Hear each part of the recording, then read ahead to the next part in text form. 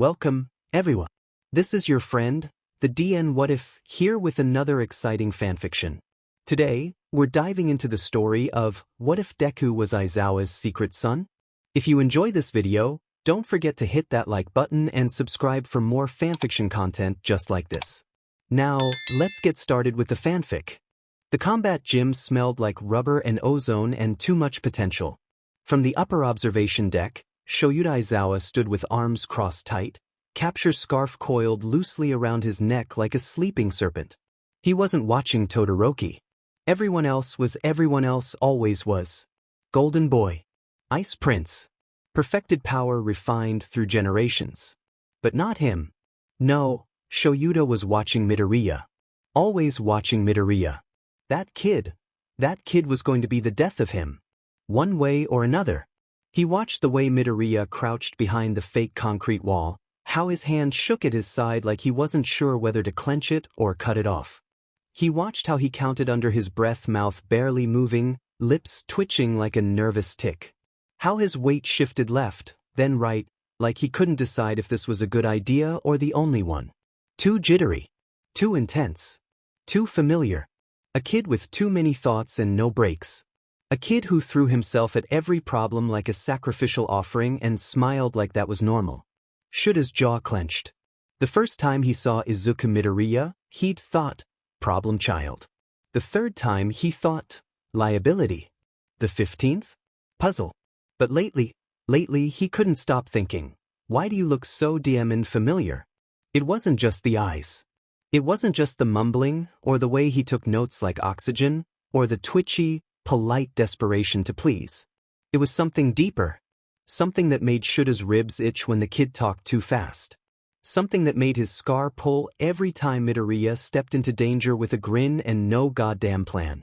He was a mess. A determined, explosive, haunted mess. And Shoyuta couldn't stop watching him. Down below, Midoriya moved. His boots scraped the gym floor as he sprang out from behind cover, eyes locked on Todoroki across the faux intersection. Cold mist from the creeping ice glazed the concrete in a thin frost, glittering under the gym lights like it was trying to be beautiful. Midoriya didn't flinch. He clenched his fist. His whole body tensed too hard, too fast, like he was holding back a detonation. The air around him shimmered. Sheet, Shoyuta thought. Midoriya leapt. Todoroki turned too late. Midoriya swung. The blast hit like thunder, air cracking, ice shattering, concrete screaming as it splintered under the force. And then, snap. His arm bent backward at the elbow with a wet, meaty crunch, and the bone punched through the skin, jagged and pale and glistening with blood. He didn't just go limp. He screamed. Aff! It ripped through the gym, sharp and raw and young. He hit the ground hard, body bouncing once on impact before crumpling. His right arm dangled behind him like a shredded marionette. Todoroki skated toward him in horror, ice cracking under each hesitant step. Midoriya! What the hell did you just do? Midoriya choked on a breath. And God, he smiled. He smiled through gritted teeth, eyes glassy with tears, face twisted in pain, and said, It worked though, right? His voice cracked on the last word. Not from effort. From pain. From trying to make it a joke and failing, because it didn't sound brave. It didn't sound cool. It sounded desperate. Like a drowning kid waving instead of screaming. Todoroki didn't answer. He just stared at the arm. At the blood pooling on the concrete. From the observation deck, someone muttered, Jesus Christ. Shoyuta didn't speak. He didn't move. But his heart was in his throat, pounding like a fist against a locked door. And all he could think was, that's not how you break your arm in a fight. That's how you break it trying to prove you deserve to be here. From behind the tinted glass of the viewing deck, Shoyuta Aizawa didn't blink. He didn't murmur like the other teachers. He didn't check the monitors. He didn't comment on Todoroki's control or the calculated angle of the blast. He didn't even breathe for a second too long. Because down on the field, Izuku Midoriya was on the ground curled around an arm that wasn't an arm anymore. It was shattered, twisted, bent back at the elbow with a sickening jut of bone piercing out through muscle and skin, bright red and dripping onto the gym floor like a horror movie. And that that kid was still trying to smile. Shuda's chest went cold. That's not control, he muttered, voice hollow. That's destruction. Below, Midoriya shook as he tried to sit up, sobbing so hard it looked silent. Blood soaked his sleeve. His face was chalk pale, his teeth clenched against the pain like that might make it less real. Todoroki was frozen, hand hovering uselessly at his side. And then unthinkably Bakugo stepped forward. Bakugo, eyes wide and wild, skidded into view from the edge of the arena. You idiot, what the hell, nerd? You're not supposed to actually break. He stopped short when he saw the blood. Of it. So much more than a break should have been. Shoyuda was already moving. He didn't remember making the decision, just the lurch in his chest like something had snapped loose. Like something ancient and instinctive had clawed its way out of the fog of his usual detachment and gone mine. He shoved past the other staff, ignored all might calling something behind him, didn't wait for the medbots or the protocol clipboard bullshit. He hit the exit stairs hard, coat flaring behind him, boots pounding out the kind of rhythm that meant, move. Move now. That kid is not okay. That kid is screaming inside and outside and still trying to make everyone else feel better about it. That kid looks like he's trying to apologize for bleeding. Shoyuda hits the gym floor at a run. He doesn't remember pulling his goggles up. Doesn't notice the way Katsuki moves aside instantly, not out of fear, but because even he can see that this is bad.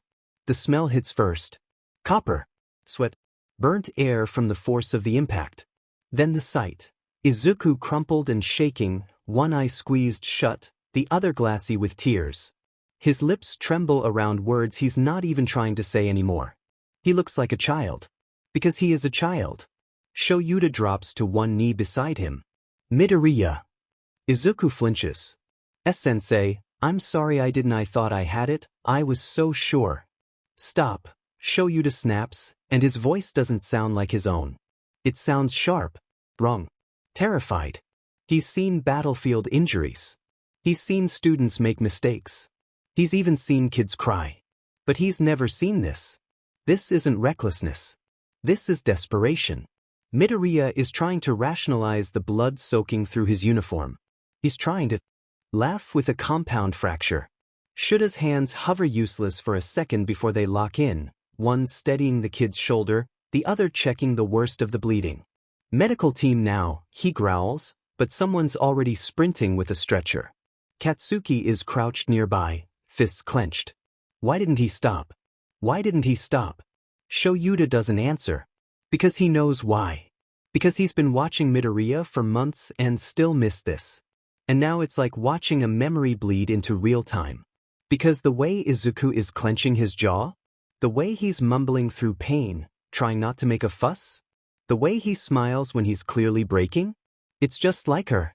It's exactly like her. And it hits him like a brick to the lungs.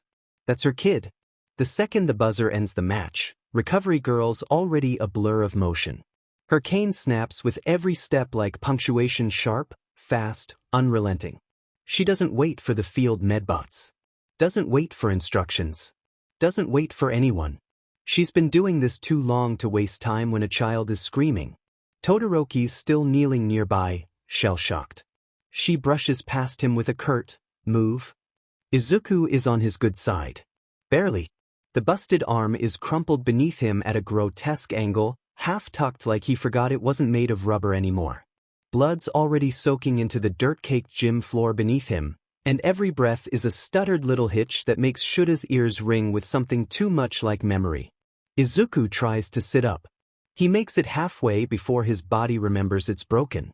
Ah. Oh, no you don't, young man. Recovery Girl presses a firm palm to his shoulder and gently, expertly, guides him flat. You stay put.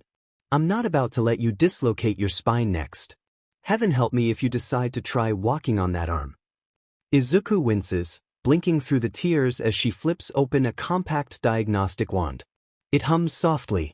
The glow scans the arm once yellow. Again red. Again brighter red. How are you still conscious? She mutters, more to herself than anyone else. It's not that bad, Izuku says, voice tight with pain.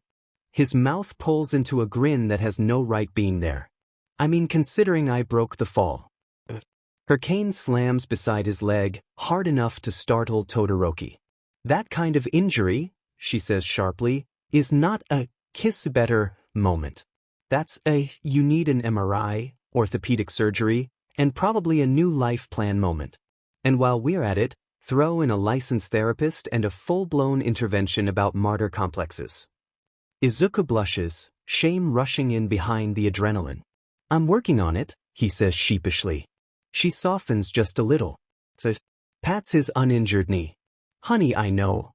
Then she lifts her chin to the adults still frozen at the top of the viewing deck.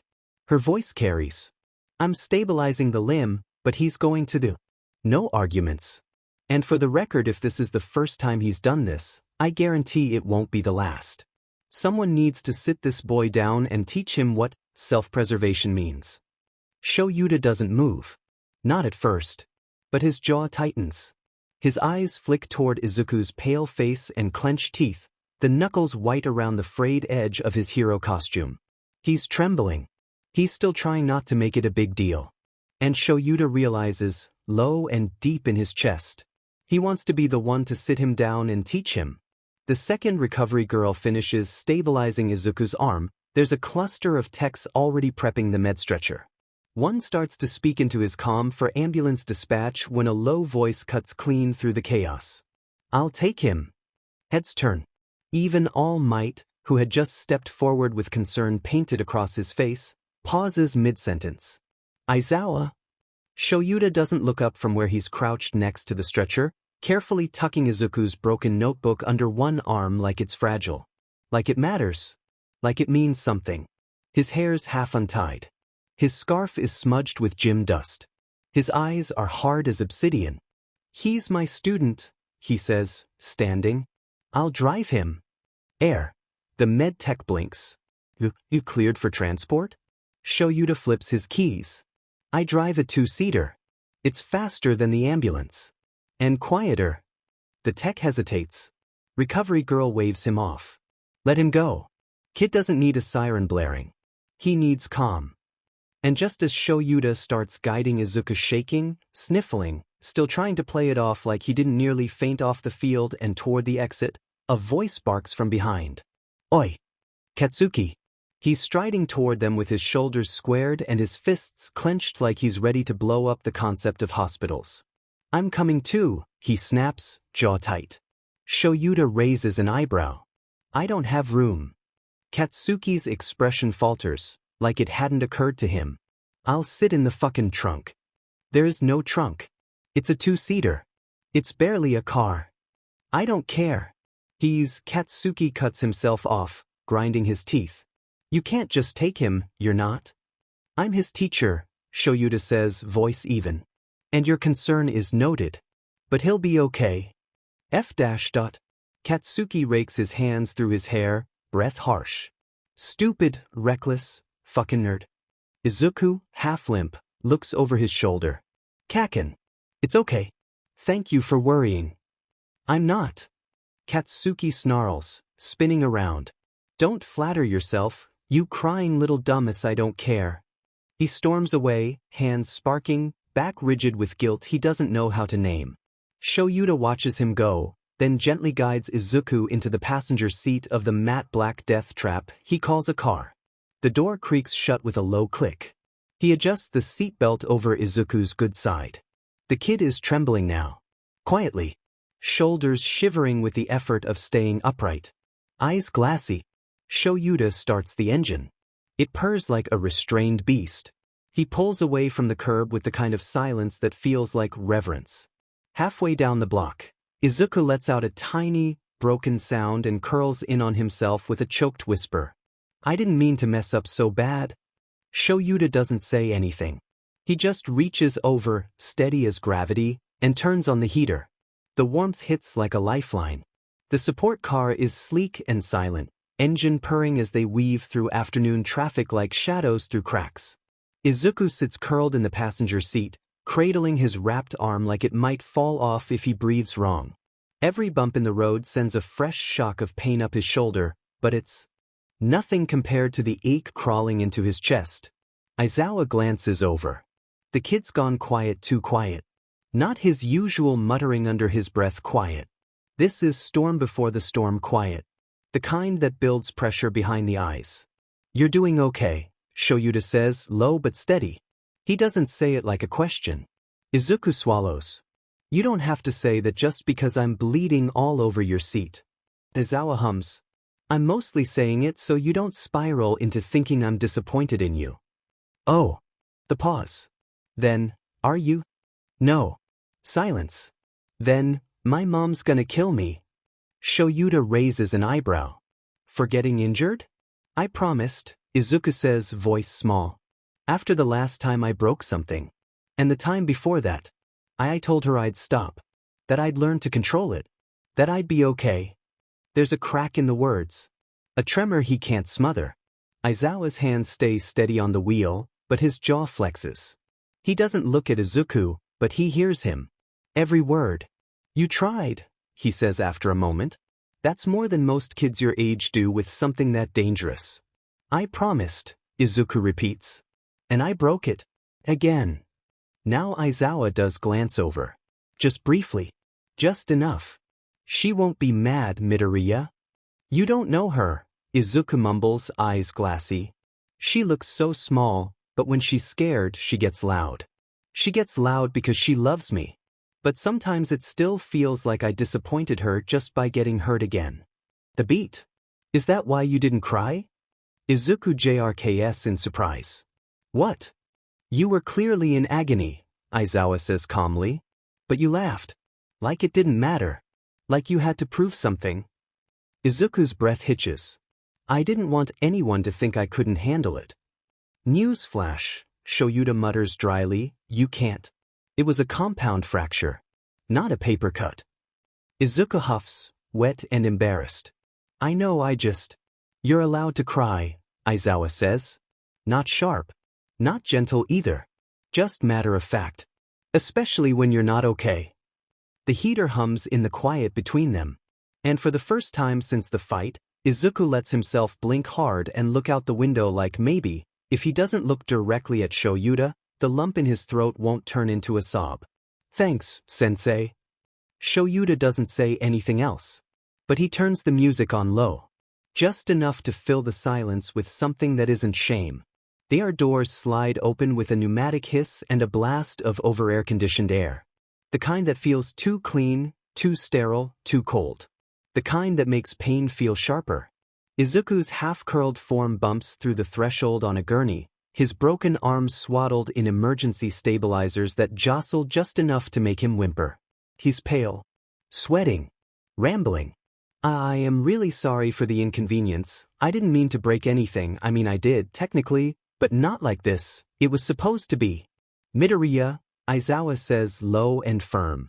Not angry. Anchoring. Izuku swallows his words like they burned. He nods, still trembling, and clutches the blanket around his good shoulder like it can hold him together. A nurse intercepts them with the bone-deep weariness of someone who's seen 6 sprains, 3 concussions, and 1 unfortunate incident with a corkscrew already today. She offers Aizawa a clipboard and stylus with the briskness of long practice. Name. Midoriya Izuku, he answers before Izuku can grit it through his teeth. Date of birth. Izuku speaks this time, hoarse. July 15th. The nurse taps that in. Mother or father's name and emergency contact number? Izuku shifts then winces violently. Isages in air through clenched teeth, voice thin. Inko Midoriya. She should be on file already. And everything goes still inside Aizawa's head. Inko. Midoriya. His eyes flick to Izuku, sitting there trying not to cry, biting his lips so hard it's going white. A child with bright green eyes. Hair like a messy storm cloud. Shoulders curled like they've been taught to flinch before they're ever hit. No way. It's a coincidence. It has to be. Midoriya is a common enough name. Inko, okay, less common but still. There's no reason to think. Except he already does. He's been thinking. For weeks. The way the kid moves. The way he mutters to himself like he's trying to ward off ghosts. The way he never lets himself need anything. The kind of kid who breaks his own arm on purpose and then tries to joke about it while barely holding back tears. He stares at the date of birth again. July. That math is too clean. Oh my god. There's no visible change on Aizawa's face, just a slight shift in his grip on the clipboard. One knuckle tightening. One jaw muscle twitching like a glitch. Relationship to the minor? The nurse asks, not looking up. A moment. Teacher, Shoyuta says flatly. His guardian's on the way. The nurse nods like this is all routine. Just another idiot hero in training with a poor sense of limb durability. Just another overworked educator doing damage control. But the second she walks away, Aizawa's eyes drop to the forms in his hand and linger. Like if he stares hard enough, the truth will rewrite itself. Like maybe if he just doesn't say it out loud, it won't be real. But it is. It has to be. And suddenly, he's not holding a clipboard anymore. He's holding a time bomb. The waiting room is too bright. Too cold. Too quiet in that sterile kind of way that makes even breathing feel disruptive. There's a TV on in the corner, but it's stuck on a muted infomercial about shoe inserts, and the vending machine's low mechanical hum is loud enough to make Shoyuta want to rip the wiring out with his teeth. Izuku's beside him, tucked small in the oversized plastic chair, sling digging into his shoulder, face pale, pupils blown wide from trauma and drags that haven't kicked in yet. He's trying to be still, but he fidgets with his good hand thumb twitching against the frayed corner of the hospital blanket like he's afraid to get blood on the seat. He keeps glancing at the automatic doors like they'll spit out his mother any second. Like she'll come in and make this better. Like maybe, just maybe, someone will show up and tell him he isn't in trouble. Across from him, Aizawa hasn't moved in 10 full minutes. He's hunched over, elbows on his knees, eyes locked on Midoriya like the kid is an unsolvable equation. Like if he stares long enough, it'll stop making sense. But it doesn't. It keeps making sense. The math keeps matting. Midoriya. Izuku Midoriya. Born July 14 years, 8 months, 22 days old. Green eyes. Wild hair. Power that burns too hot and a personality that folds itself into corners like it doesn't deserve to take up space.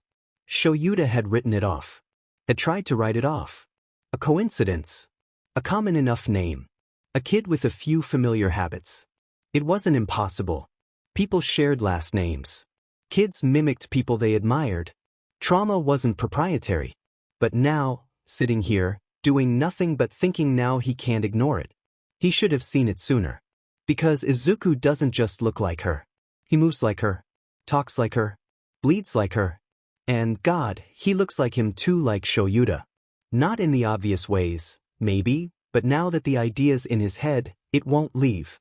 The slope of his jaw. The scrunch of his brow when he's trying not to cry. The stubborn, miserable pride in pretending he's fine when he's very obviously not. The, I'm sorry. The unspoken, don't leave us. The weight behind his eyes. He's watching the kid like a man possessed. Like if he looks away, he'll miss something crucial. Like he can't breathe until this makes less sense than it does right now. But it keeps lining up. Over and over and over again. Shoyuta grits his teeth so hard his molars ache. You look too much like her, he mutters, not to Izuku, not to anyone. Just to the FING universe. And he doesn't mean the hair. Or the voice. Or the freckles. He means the pain. The echo. The familiar ache of someone who knows exactly how much of themselves they're allowed to show before someone decides it's too much. His fingers curl into fists. It's not possible, he tells himself. But that's a lie. Because it is. And if he's right, if this kid is his. The foundation of his entire goddamn life just cracked straight down the middle. The doors part with a hiss of sterilized air and cold linoleum breath, and she appears like a memory shoved into the present tense, mint green hair tangled by the wind, purse bouncing against her hip, eyes wild with panic that doesn't care who's watching. It's the kind of entrance made by someone whose world is very small and currently burning. The kind of entrance only a mother makes. Izuku. Izuku jerks upright like a shot, like every part of him was tuned to the sound of that voice, and it just snapped him to life. His face breaks open into something raw and incandescent, full of 5-year-old relief and 17 years of learned shame. Mom. He lurches forward instinctively because of course he does, but the sharp jolt from his sling sends pain screaming down his nerves. He gasps and staggers back into the seat, biting his lip until he tastes blood. Still smiling. It's not a brave smile. It's the kind of smile that begs not to be in trouble. Aizawa moves before he realizes he's moving. Something cold in his spine evaporates. His weight shifts forward in his seat, breath caught in his throat. His capture weapon slackens. His eyes, already red-rimmed from lack of sleep, go wide as the hallway lights catch the face that just wrecked his entire equilibrium. She sees him. And it's instantaneous. The recognition hits like a bat to the sternum. Her face, open and maternal and scared to death, collapses into shock so total it robs her of breath. The kind of silence that used to come after the argument, after the slammed door, after the consequences. She goes still, mid-step, like someone froze the frame around her soul. Her hand tightens around the purse strap. Her eyes widen. Her mouth parts but nothing comes out. Shuda's heart skips. Then plummets. He feels it in his teeth. In his knees. In every bad night of sleep he's had for the last 15 years. In every student he's watched with a careful eye. In every time he's looked at Midoriya and thought, why the hell does this feel like history bleeding through the walls? Inko, he whispers. It's not a greeting. It's a reckoning. But she says nothing. Not a word. She just stands there, winded and still and impossibly familiar. And then, like the hallway just spit out a ghost that remembered how to run. She doesn't just see him. She remembers him. It hits her all at once, harder than the injury, harder than the drive, harder than the sight of her child curled in a waiting room chair with his arm in a sling and tears dried unevenly on his face. Shoyuda? His name slips out of her like it's been hiding in her lungs for 15 years. Not a gasp. Not a sob. Just that one fractured word, cracked right down the center. Shoyuda freezes. Not the lazy, controlled stillness he usually wears like armor. Not the cultivated calm of a man too tired to flinch. This is paralysis. Like time put a hand around his throat and squeezed. His eyes snap to her. His whole face flinches, scar tightening at the edge of his expression like it remembers her, too. That voice. That face. That name. He hasn't heard it like that since the world turned sideways. And now it's here. Standing 10 feet away. In a cardigan and sneakers and holding a purse with both hands like a shield. Inko. He doesn't breathe her name, he says it. Stunned. Barely audible. A memory dragging itself back into the light. And maybe in some timeline maybe she'd walk to him. Maybe she'd laugh. Maybe she'd explain. Maybe they'd cry. But not this one. She turns. The bag swings wildly on her shoulder, the motion jerky, ungraceful, like she doesn't know how to move anymore. Her shoes squeal against the floor as she stumbles back. Her hands come up like she could ward off fate with just a motion. And then she runs. She runs. Out the doors. Past the receptionist. Gone before Shoyuda can make his legs obey. Mom. Izuku's voice spikes into something raw and bewildered. Wait, Mom? What's going on? His eyes ping-pong between the automatic doors and the man standing shell-shocked beside him. The man he thought was just his teacher. Shoyuda doesn't answer. He can't. He doesn't say her name again. Just thinks it. Not again. And this time he doesn't let her disappear without a fight. Izuku stares after the doors like he can will her to reappear. Like if he just blinks fast enough, if he holds still enough, if he doesn't breathe too loudly, maybe it'll rewind. Maybe it didn't just happen. Why did she? His voice cracks as it leaves him, splintered and wet. He turns, eyes wide, darting toward the only grown-up left in the room who might understand any of this. Who's supposed to understand this? The man who just drove him here. The man who steadied the gurney. The man who sat beside him for 20 minutes without looking away. Aizawa. But Aizawa's not looking at him. He's looking at the doors. Still unmoving. Like they just reopened a wound he didn't know was still bleeding. His jaw is locked. His shoulders are tight. His face is made of stone, but it's the wrong kind of stone, too silent. Too unreadable. Not the bored, tired kind Izuku's used to. Something more like panic turned to ash. Sensei? Izuku breathes. The beat. Aizawa glances at him. One flick of those tired eyes. And then he turns. Not fast. Not startled. Just gone. He walks slow, steady, out of the waiting room like he already knows what he has to do. Like this is the last place he can afford to be standing still. No explanation. No goodbye. Not even a look back. The silence after his footsteps fade is worse than the scream Izuku swallowed earlier. Izuku stares at the space he left behind, throat closing around nothing. His fingers curl into the scratchy edge of the hospital blanket clenched around his shoulders, knuckles white. "What the hell is going on?" he whispers. And no one answers. The hospital doors hiss closed behind him, sealing away the antiseptic air and the two bright lights, and the boy he just left asking questions Shoyuta doesn't know how to answer. His boots strike the concrete with hollow purpose. And she's there.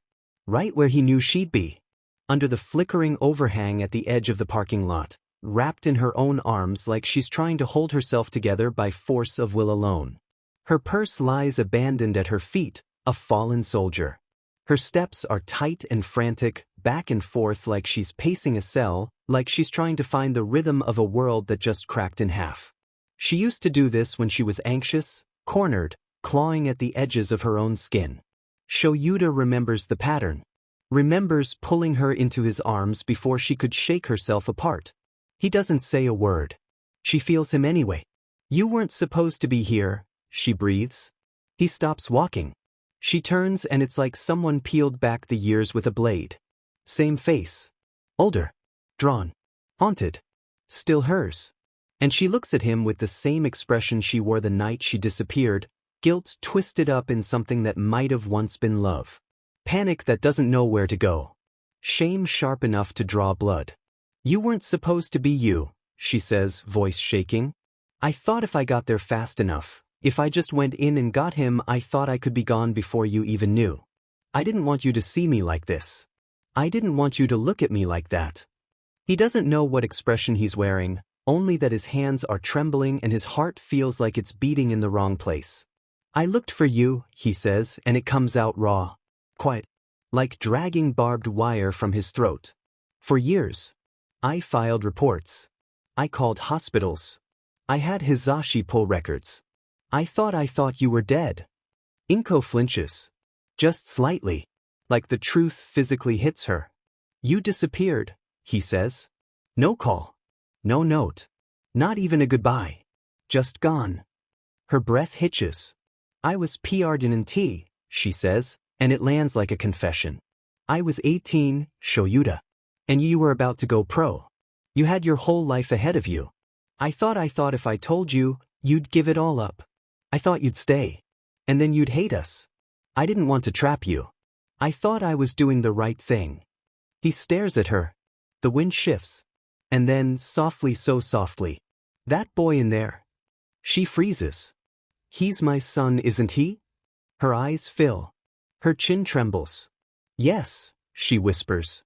"He is." Shuta's world tilts.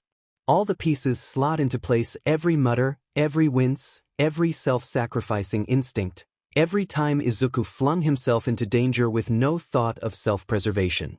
Those eyes. That heart. That DMN tendency to bottle everything until it exploded. That wasn't just a student. He turns away, dragging a shaking hand down his face like he can erase the last 14 years with friction. "I missed everything. I know. You let me miss everything. I thought I was protecting him." His jaw clenches. "You weren't." The ER doors hiss closed behind him with a mechanical indifference that feels violently cruel. They leave the antiseptic buzz of the hospital behind, leave him behind, the boy still lying there with pain in his bones and questions in his eyes. And Shoyuta stands in the parking lot like he's been shot through the chest and forgotten how to breathe. She doesn't say it again right away. She doesn't have to. But after a beat, after his hands have curled into fists and unclenched again, after the silence becomes unbearable, she says it anyway. Quiet. Final. Like the words themselves are knives she's finally surrendered to. Shuta's exhale is slow and tight, the kind of breath you only take when screaming would kill you. He doesn't speak at first. He just rubs both hands down his face, like he could scrub the truth away. Like if he just focused hard enough, he could make it unhappen. When he finally speaks, it's hollow. Disbelieving. Shattered.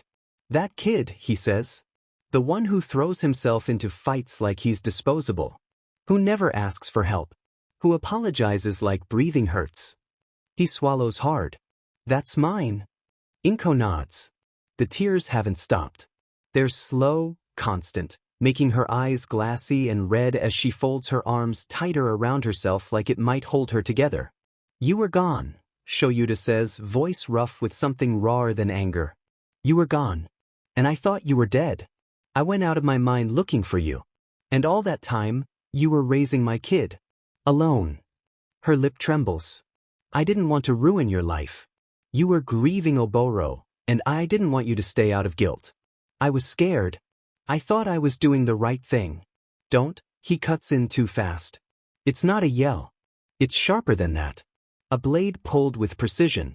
Don't bring him into this. Inko flinches like he slapped her. Shuta's jaw flexes. There's something building behind his ribs, sharp and enormous and breaking. He turns his back to her for half a second just to breathe, just to not collapse. I mourned you, he says. I mourned the girl I loved. I buried her. And meanwhile you were alive. With a baby. My baby. I hated myself for it, she whispers. Every single day. I still do. He looks up to the sky like he's trying to find something in the clouds to steady him. But there's nothing up there but the stars, cold and watching. I missed his first steps. His first words. His first scar. He still needs you, she says, voice softened. Shaking. Shoyuta turns to her with something tired and furious and wrecked in his eyes. Does he even know who I am? No, she breathes. I never told him. He laughs once. Bitter. Like he just bit into something rotten and expected sweetness. Of course you didn't. The door hisses open behind them. A nurse pokes her head out, blissfully unaware of the earthquake she's interrupting. Midoriya stabilized, she says briskly.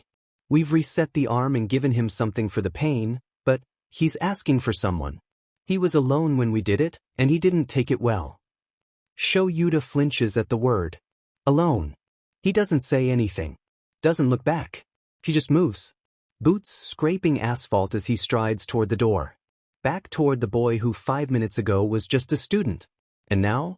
Now he's everything. Behind him, Inko doesn't follow. She stays beneath the flickering light, one hand pressed to her mouth to muffle the sound of breaking. The doors seal behind him like a vault, shutting out the cold, the flickering parking lot lights, and the woman who detonated 15 years of emotional drywall with one sentence. The waiting room is still too bright. Still too loud in that eerily quiet way, where every light buzz and vending machine hum feels personally targeted. Izuku is nowhere in sight, probably being wheeled to imaging or tucked away somewhere to rest, but that's fine. Shoyuta couldn't face him yet. Not with everything unraveling at once. He walks to the corner chair like it's a punishment, and maybe it is. He sits with stiff limbs and slow hands and doesn't speak. Doesn't breathe. Just sits. And then the thoughts start. That kid is his. His son. His actual, biological kid. Not a metaphor. Not a gut feeling. Not something to brush away with a tired scoff and a lazy, he reminds me of someone. No more plausible deniability. No more safe distance. That kid who calls him sensei, who mutters apologies under his breath and refuses to cry until he's sure no one is looking. That kid is his. And suddenly it's all there. Every second he wrote Izuku off. Every time he sighed and called him a problem child. Every time he didn't stop him. He thinks about the first week of class. How quick he was to erase the boy's quirk, to tell him he'd never make it. He'd chalked it up to tough love at the time. DSPLN. Structure. Necessary boundaries. But it wasn't. Not really. It was a man too exhausted to believe in miracles, staring one in the face and flinching. He remembers watching Izuku's fight earlier today, how the kid detonated his own arm midair, smiled through the pain, called it a success. Shoyuta had crossed his arms and muttered, "That's not control." He'd told himself it wasn't his job to parent every reckless brat with a martyr complex. But it was his job to stop them from breaking themselves. And he didn't. Not when it mattered.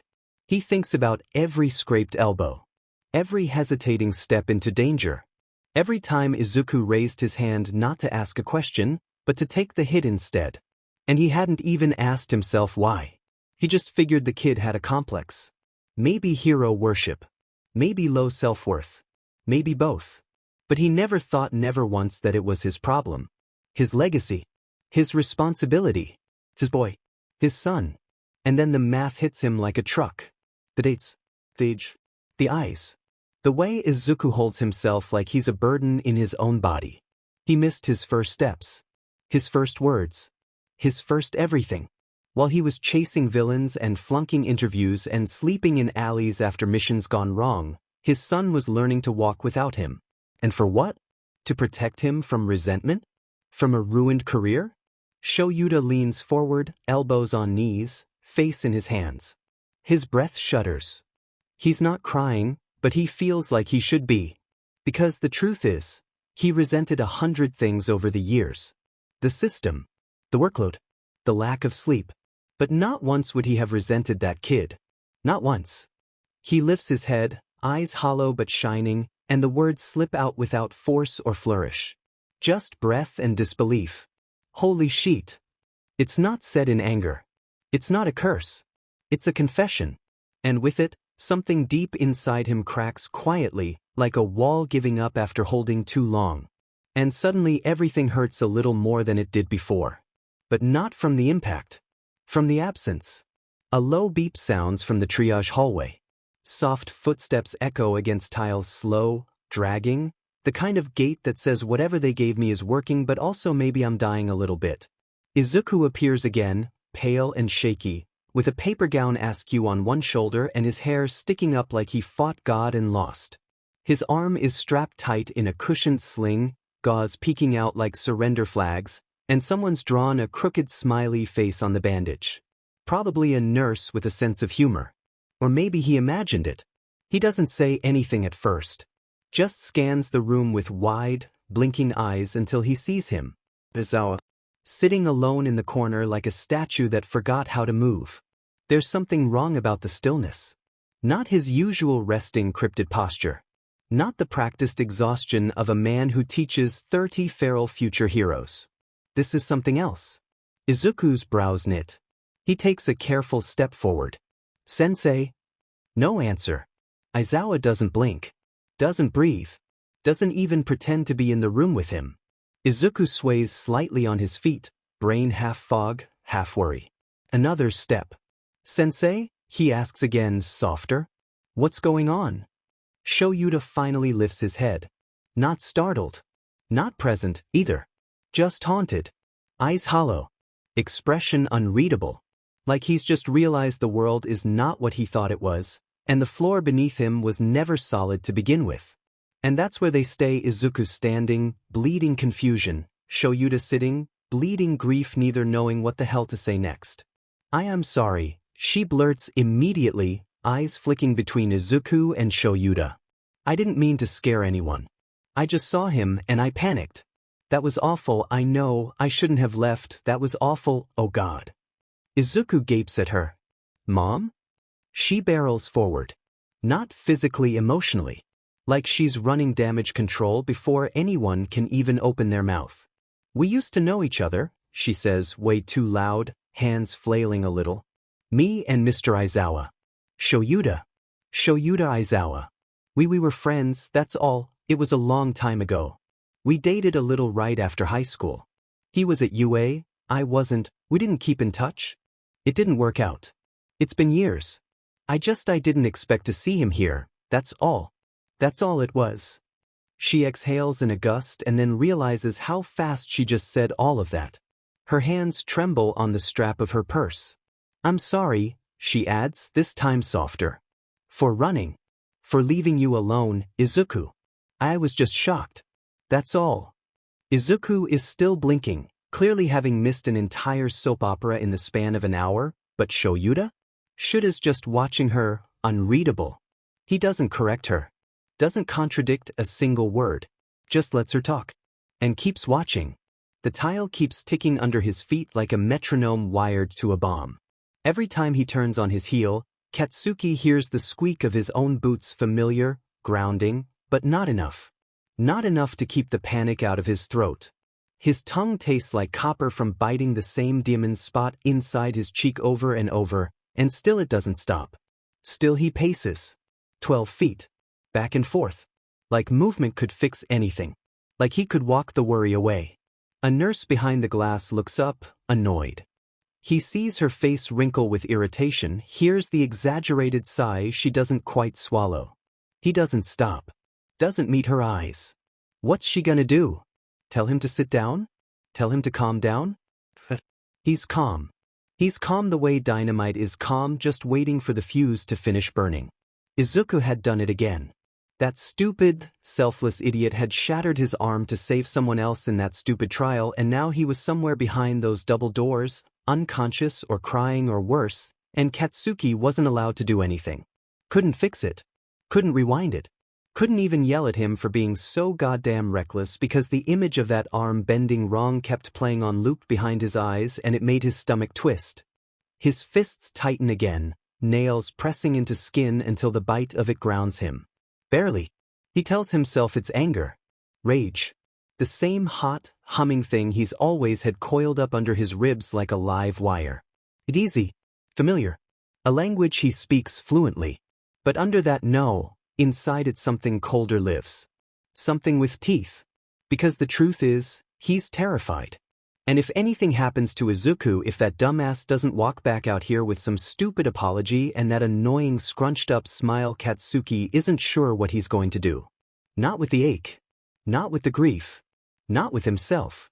The classroom hums under fluorescent lights, a low thrum of nerves and half-whispered anxieties. Desks creak. Pens tap. Someone sneezes. It's the kind of mood that makes the walls feel too close, the air too thick. And then the door bangs open with the grace of a musical number, and in sweeps Yamada Hizashi, present mic in civilian drag, still somehow louder than life despite his subtle entrance. He's wearing his signature yellow shades, despite the total lack of sunshine inside the building, and a scarf that moves like it's powered by narrative convenience. His voice pours across the classroom in that radio-smooth timbre, way too cheerful for a day like this. "All right, my dazzling delinquents," he crows, clapping his hands. "Pop quiz, how many of you remembered deodorant this morning? And be honest, or I'm sending you to Recovery Girl for social triage." A ripple of laughter breaks out, nervous, grateful. Someone fake GGS. Kaminari raises his hand like it's a serious question. Jairu elbows him in the ribs. The pressure eases by degrees. Not gone, not forgotten, but thinner.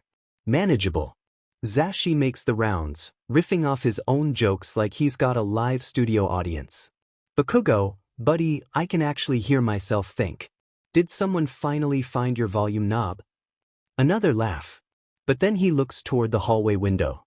And sees him. Katsuki Bakugo. Outside the door. Pacing like something's trying to claw out of his skin. He looks wrecked. Unhinged in a way Zashi rarely sees, not explosive, but imploding. Shoulders up to his ears. Hands clenched so tight they've turned white. Eyes darting. Chest heaving. The shift in Zashi is immediate.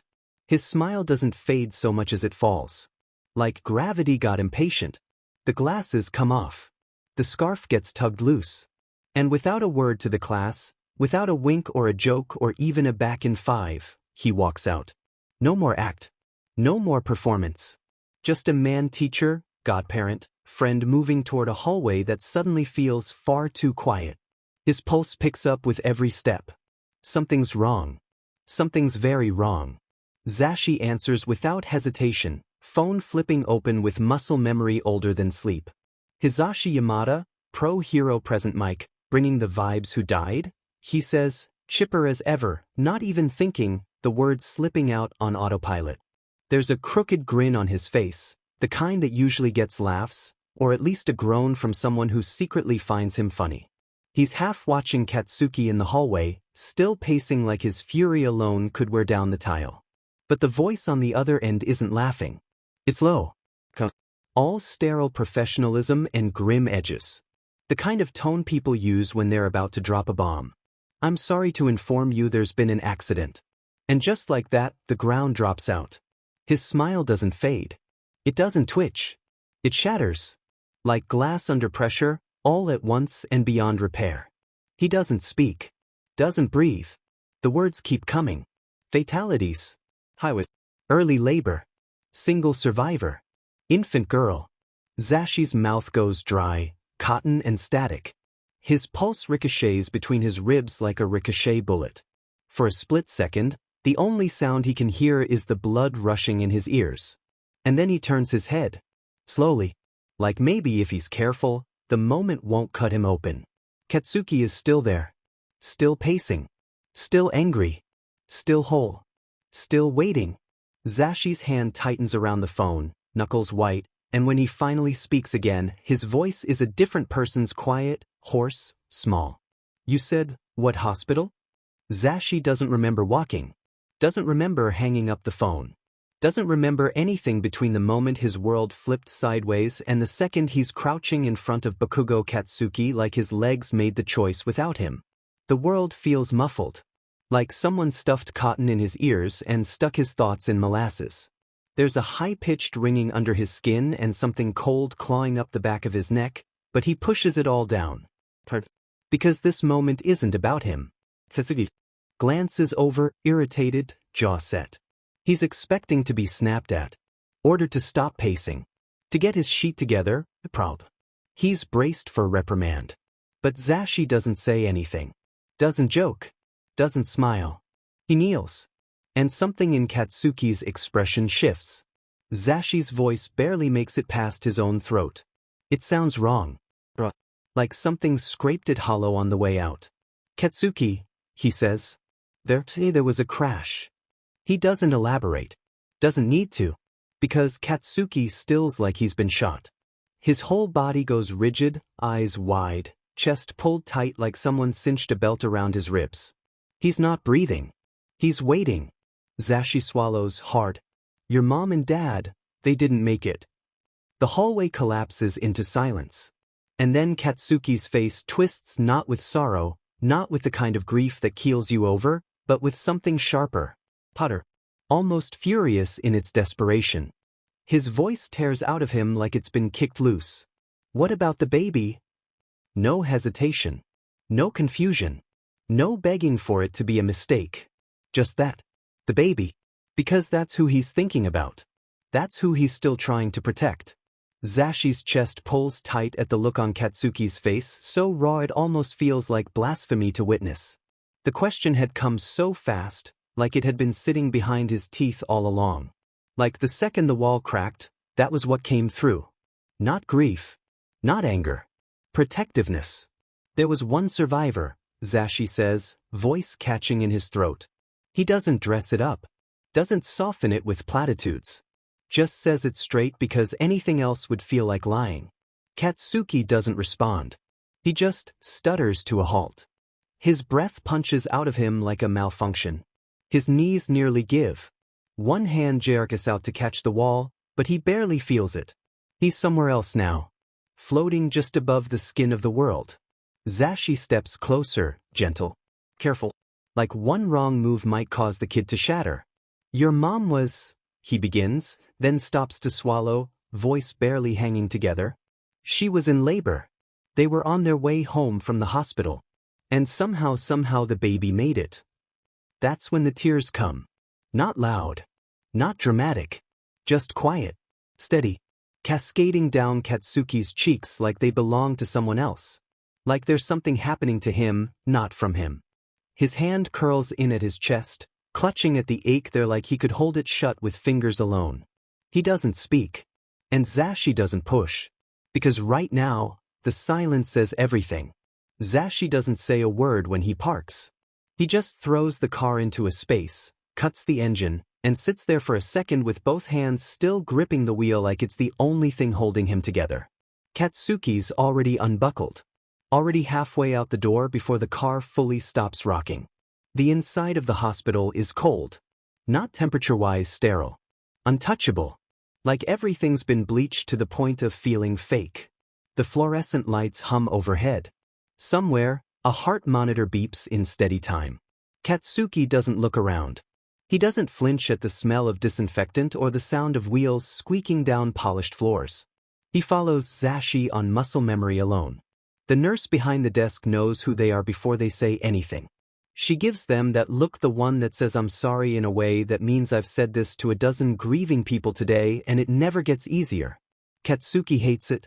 His mouth sets into a hard, bloodless line, but he doesn't say anything. He doesn't have it in him to yell. Then she leads them around a corner, down a hall, through a set of double doors. And suddenly they're there. Nursery wing. Neonatal. A row of bassinets. Little bundles swaddled and sleeping beneath soft amber light. The nurse stops at the third from the left. She's doing well, she murmurs. Vitals are strong. No signs of distress. She's a fighter. But Katsuki's not listening. Because he's already frozen. She's tiny. Not just small breakable. A pale wisp of a human being wrapped in yellow cotton. Her face is soft and scrunched and serious in sleep, like even dreaming takes work. Her curls are pale gold, so light they're almost silver. His color. His hair. The same. Katsuki stares. And something inside him breaks. Not like earlier. Not loud. Not like glass. This is quieter. Heavier. Like something ancient and grieving just cracked open behind his ribs and let the light in. He doesn't move. Doesn't breathe. He just looks at her. Because if he blinks, she might disappear too. The nurse barely says a word, just nods and shifts the tiny bundle from her own arms to his like it's nothing, like it's easy. Like she's not handing him the last tether he has to a life that just exploded. Like she's not giving him everything he has left to protect. Katsuki's arms move automatically, but the second the weight hits his chest, light, warm, terrifying, he forgets how to breathe. She's so small. So warm. His whole world shrinks to the fragile rise and fall of her breath, the twitch of her tiny fingers beneath the wrap, the way her lashes flutter as she blinks up at him with the same goddamn eyes in his own mirror. Red like wildfire. Red like defiance. Red like someone was stupid enough to copy and paste his soul into something new and small and good. He stares at her, jaw tight. Can't speak for a second. Because she's not crying. She's not scared. She's just looking up at him like she knows. Like she's been waiting. Like she's been holding on this whole time just for him. His throat burns. His hands shake. His lip trembles and he grits his teeth against it. But when he finally speaks, his voice doesn't crack. It vibrates. I got you, he says, barely more than a whisper. He leans in, presses his forehead to hers. You hear me? You're all I've got now, but I swear to God, that's enough. I'm not gonna let anything happen to you. Not ever. Not as long as I'm breathing. She blinks once. Then yawns. A big one. Like the world isn't ending. And that's it. That's the moment. He breaks. Quiet, broken sobs spill from his chest, shuddering and raw. But he doesn't let go. Doesn't even flinch. Just holds her closer like the universe owes him this now, and he's never letting go again. Big brother for life. No going back. The words feel almost out of place, gentle, clinical, too normal for a moment like this. There's no family name on record, the nurse says softly, holding her clipboard like a shield. We weren't sure what to. Natsumi, Katsuki. It's quiet. Not loud but final. Like a match struck in a dark room. Zashi's head snaps toward him. So does the nurse's. But Katsuki doesn't even blink. He's still staring down at her, at Natsumi, with this look like she's gravity, and he's the only idiot who just noticed the world turns because of her. He swallows hard. The words don't come easily, but they come honestly. Her name's Natsumi, he says again. Because she's warm. Zashi's heart near caves in on itself. He bites down on a reply that's way too emotional for the room, something like you're just like your mom, or God, kid, you're doing so good, and settles for sliding a hand onto Katsuki's shoulder. The squeeze is small. Steady. A quiet promise in place of 1,000 words. Katsuki leans into it. Just slightly. Like maybe it's helping. The nurse writes it down without a fuss. Natsumi Bakugo, she says, voice gentle. And just like that, she's real. Not just a baby. Not just a survivor. She's Natsume. No. Already love. When Katsuki mutters something about getting water and slips out of the room, the silence that settles is immediate and heavy. Zashi shifts his arms, adjusting the tiny bundle in them like that'll help, like anything will. She's asleep somehow. Completely and utterly out. As if the world isn't cracked open around her. As if her first breath of air wasn't steeped in sirens and grief. And God, she's small. Zashi's used to loud. Used to big, wild, too much used to filling the space with sound so no one can fall through the cracks. But this is different. This is a weight that hushes him completely. She shifts a little, wriggling in his hold like a sleepy caterpillar, and he pulls her closer on instinct. His hoodie sleeves brush her cheek. His scarf's a tangled mess behind her head. His hands are shaking. And then something inside starts to go. His throat locks up. His chest tightens. There's a deep, awful feeling climbing up from his ribs like it's trying to make a home in the hollow parts of him. She has no one. No parents. No aunties or uncles. No grandparents waiting with casseroles or stupid heirlooms. Just this. Just him. Just a worn-out pro-hero with unwashed hair and a pacifier still stuck in his DMN hoodie string. He leans down, forehead resting lightly against hers. Tries not to sob when her warmth meets him like it's enough. I don't know what I'm doing, he admits, voice shaking. I don't. Not even a little. But I'll figure it out. I'll make it work. Somehow. She makes a tiny sound, barely a squeak, and reaches one curled hand up. Her fingers latch onto the hoodie string like it's the only thing keeping her tethered to earth. Zashi's breath catches. He breaks a little more. Holds her a little tighter. Okay, he whispers, starting to sway in place without meaning to. I've got you. I got you. And your brother. Okay. The string tightens in her grip. So does his resolve. Katsuki's return is less a walk and more a collapse in motion. His steps drag like every joint's been sanded down. His shirt clings damp to his back from too much water thrown at a face that wouldn't cool off. His eyes are red not just from crying, but from rubbing, scrubbing, punishing himself with rough palms and too many sharp breaths. He doesn't speak. Doesn't look at Zashi at first. Just sinks into the molded plastic chair like the floor's done trying to hold him up. His knees bounce once, then stop. His fingers twitch like they want to grab something, blow something up, but all they do is shake. And then he looks. There she is. Still bundled. Still tiny. Still here. Breathing. Sleeping. A real thing in a room full of fake lights and filtered air. And Katsuki breaks again, quiet this time. Because he forgot. Not for long. Not for real. Just a minute.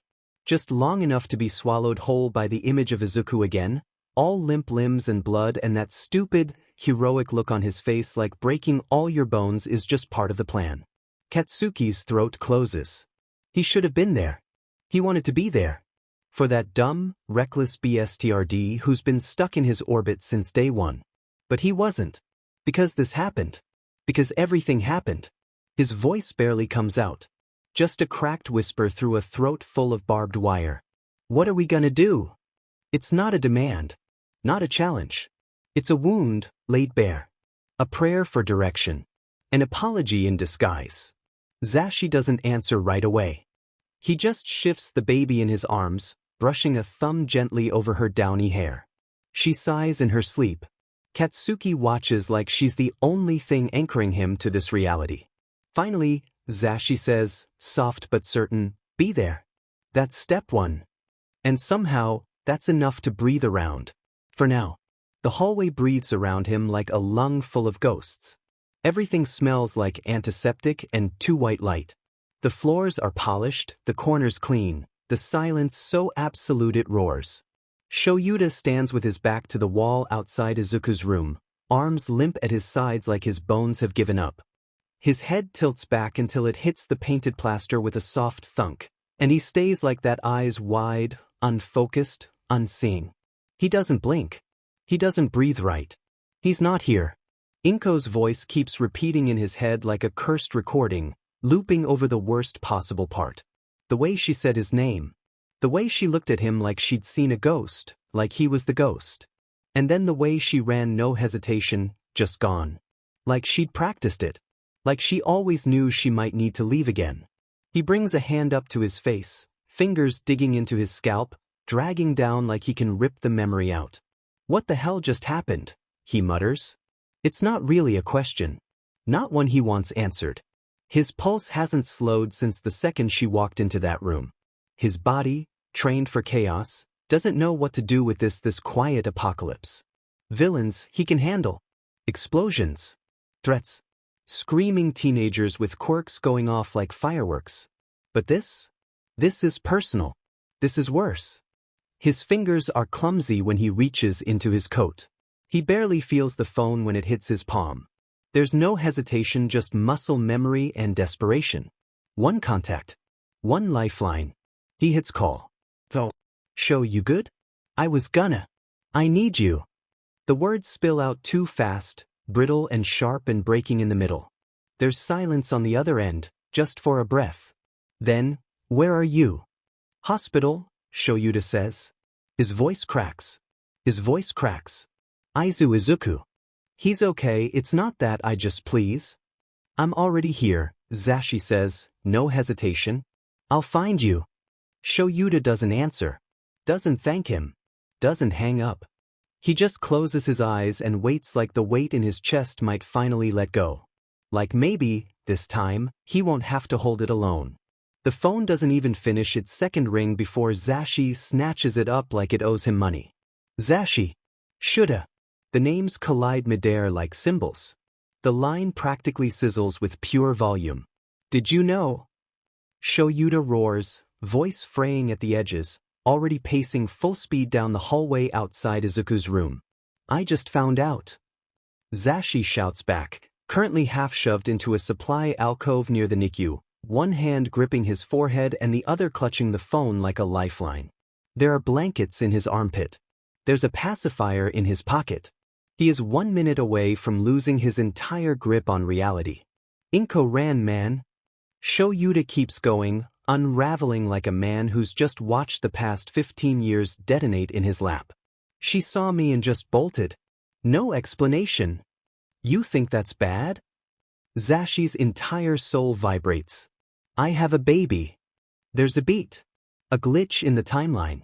A full second of white noise on both ends of the call where neither of them breathes. "You what?" Shoyuta finally barks, like he's not sure if he's being pranked or hallucinating. "A real one," Zashi yells. "A tiny one. She's got hair and a face and she blinked at me and it meant something, man." Absolute chaos reigns. Shoyuta stumbles to a halt in the middle of the hall, nearly braining himself on a water fountain as he grips the wall like gravity just changed the rules. "Wait, you have a baby?" he asks again, slower this time, like if he says it wrong the world might explode. "I didn't make her." Zashi howls. "It's Bakugo's baby sister. His parents are dead, Shoyuta. There was a crash, and now he's got nobody. Except me.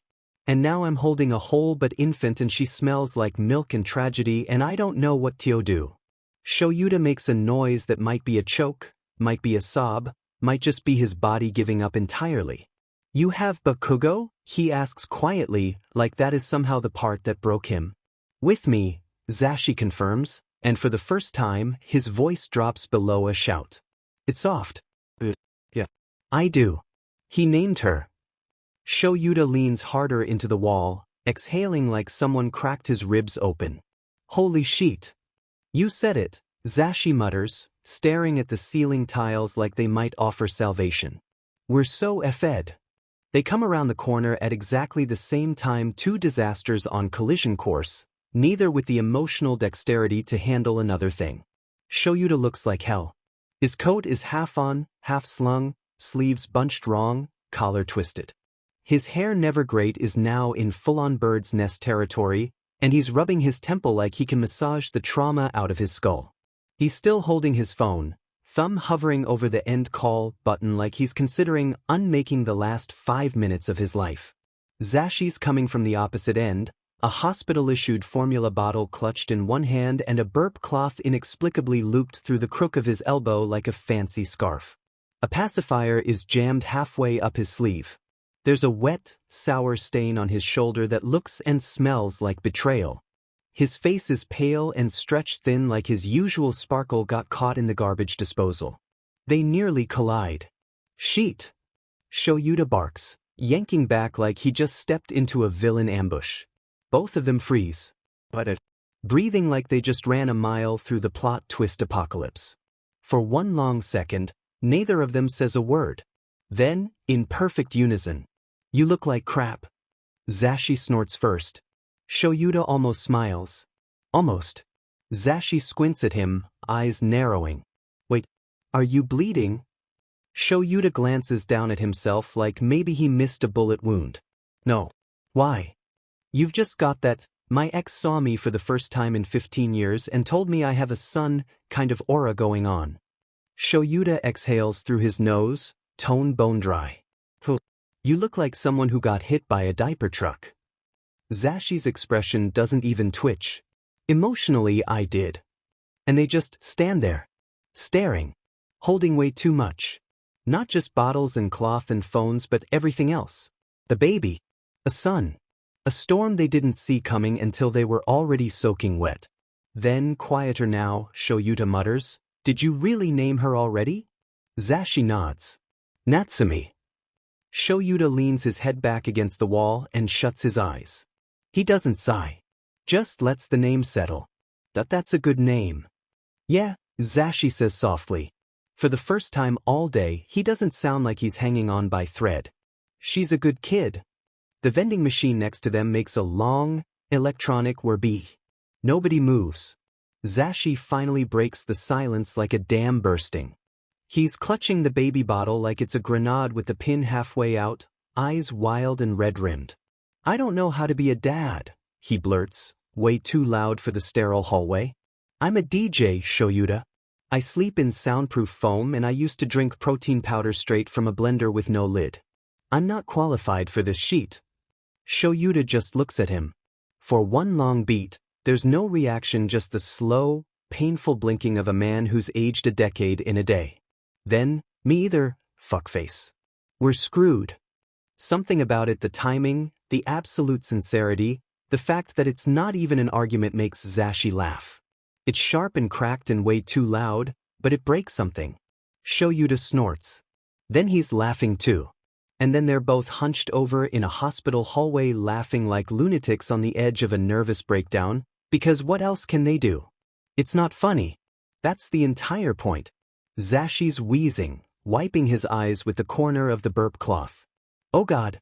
Oh God. I have a baby. You have a teenage son. This is what the F is our life." Shoyuta leans back against the vending machine and just nods, his breathing still a little shaky. "This is karma. I mocked present mixed parenting segment on the radio 5 years ago. I used to make fun of you for grading papers at 2 a.m., and now I'm gonna be washing formula out of my crop tops." Shoyuta exhales, finally starting to sobering up a little. His voice is quieter now. "But we're here." Zashi nods. His eyes go soft, the edge finally bleeding out of his posture. "Yeah. We are." And for the first time all day, the hallway doesn't feel so cold. There's no dramatic farewell when they part, no hug, no pat on the back, no, "See you later." Just a long, tired look. A nod. An understanding between two men who never planned on this and don't have a single clue what they're doing, but are doing it anyway. Shoyuta tugs his coat back on properly, more out of habit than comfort. Zashi tugs the pacifier out of his sleeve like a man pulling a clown's scarf out of his soul. Neither of them says goodbye. Shoyuta walks away first, steps heavy, dragging the weight of too many memories and regrets back toward the boy he let fall through the cracks. He passes a nurse who gives him a small, polite smile. He doesn't smile back. When he steps back into Izuku's room, it's quiet. The kid's finally asleep, curled awkwardly on his side like a child half remembering how to be one. His bandaged arm is cradled tight against his chest like something precious and broken, and there's a dried line of tears still cutting across one cheek. Shoyuta doesn't speak. He just sinks into the chair beside the bed and stays. A silent promise in skin and breath. I'm here now. Zashi slips back into the nursery like he's entering church. The room is dim, soft-lit, hushed. Katsuki hasn't moved from the chair he was in when Zashi left, still hunched forward, elbows on his knees, staring at the wall like it insulted his entire bloodline. His face is hard, unreadable, carved from grief he hasn't figured out how to survive yet. Natsumi stirs beside him in her bassinet. Just a twitch, a flutter of tiny fists beneath her chin. Still asleep. Still warm. Still here. Zashi crosses the room quietly, settles into the chair next to him. Doesn't speak. Doesn't try to fill the silence. Just lets it breathe. Lets Katsuki breathe. Lets the room hold all three of them in the strange, fragile quiet of what's left. Katsuki doesn't look at him. Doesn't say anything. But he doesn't move away. Everything is a mess. But they're here. They're staying. And for now that's enough. Shuta's boots scuff softly against the floor as he approaches the room again. Posture a little straighter than before, breath steadier now that he's screamed his soul out into a vending machine hallway. He's halfway to the door when a shadow peels away from the wall beside it. Inko. Arms folded tight, eyes wide and too bright, jaw clenched like it's the only thing holding her together. Don't, she says before he even speaks. He blinks. Don't what? Don't tell him. His spine goes rigid. Slowly, deliberately he turns to face her. Inko stands just off to the side of the hospital room door, arms clutched tight across her chest like she's trying to hold herself together with sheer pressure. Her eyes are bloodshot. Her voice trembles, but the words are sharp, final. Shuta's expression doesn't change, but the temperature in the hallway drops a few degrees. Don't tell him, he echoes. Flat. Dangerous. You're serious? Inko swallows. Please. Not yet. There's a pause. A beat of silence like the inhale before a storm. I'm his father, Shoyuta says low and even. Not in some metaphorical, my heart chose him, kind of way. Biologically. You knew. You ran. Inko flinches like he struck her. I was trying to protect him. By lying, he snaps. By disappearing without a word? By letting him think some other guy left or died or never existed. I didn't know how to tell you, she fires back, voice cracking open. You were just starting your career, you were. An underground hero with no life and no family. Don't pretend you were doing me a favor. I was doing it for him, she says, and now her voice shakes in earnest. I thought it would be easier, cleaner, if he didn't know who you were. Well, it wasn't. Shuta's hands curl into fists. He's been in front of me for 3 months. Bleeding for approval. Starving for validation. And I didn't even know he was mine. Inko doesn't answer. I missed everything, he whispers, hoarse now. His first words. His first quirkless diagnosis. Every night he thought he wasn't enough. And I could have been there, I would have been. But you decided for both of us. I'm sorry. Not good enough. They stand there for a long, brittle moment. Neither looking at the door. Neither backing down. Then Shoyuta sighs. Closes his eyes. When he speaks again, his voice is quieter. I won't tell him. Not tonight. Not like this. Inko's breath stutters out. Relief floods her face, but it's short-lived. But you need to. Soon. I will, she says. She sounds like she means it. Shoyuta narrows his eyes. If you keep stalling, I will. And I won't sugarcoat it. He turns and opens the door, stepping inside without waiting for her to respond. Izuku's still asleep. Curled awkwardly in the hospital bed, brows drawn tight even in unconsciousness. Like his body doesn't know how to stop bracing for pain. Shoyuta sinks into the chair beside him. Watches the rise and fall of his chest. His son. His son. And Inko's voice echoes in his head. Don't tell him. Not yet. But soon.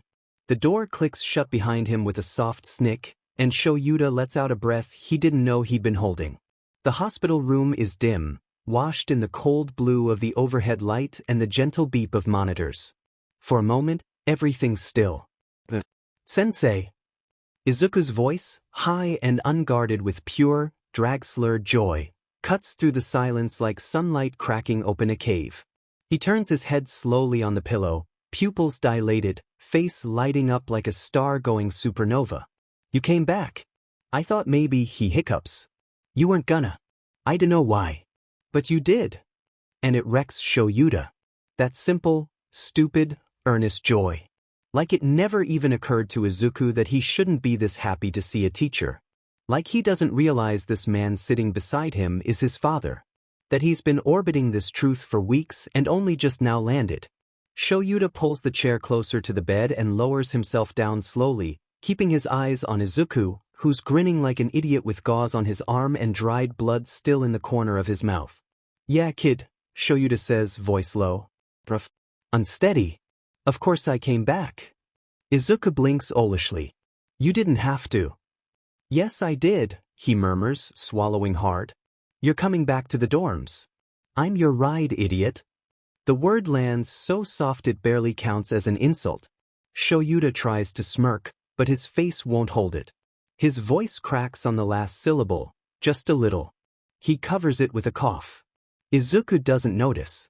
He's too busy grinning up at the ceiling like it's a fireworks show. Cool, he whispers. I like when you drive. And Shoyuta just sits there, heart in pieces, staring at the boy he already failed once, vowing not to do it again. Inko stands just outside the door. She's not breathing, not really. Just existing. Frozen. Watching through the narrow window with her fingertips pressed against the cool glass like she's trying to feel something beyond it. Like maybe if she stands still enough, small enough, quiet enough, she won't have to face what she's seeing. Inside the room, Shoyuta is sitting in a chair pulled close to the hospital bed, his whole posture slumped not from exhaustion, but from ease. Like he belongs there. Like he's always been there. His hand is resting near Izuku's, not quite touching, but close enough that if the boy shifted in his sleep, they'd brush. And Izuku, her son, is smiling. That soft, fuzzy, drugged-up kind of smile that's still somehow unmistakably him. It's not the way he looks at his friends. It's not the look he gives All Might. It's something different.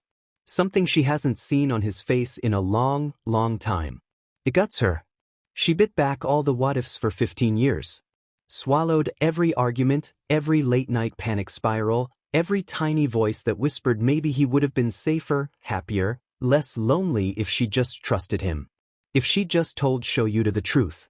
If she hadn't let fear shape every goddamn decision. She told herself it was for Izuku.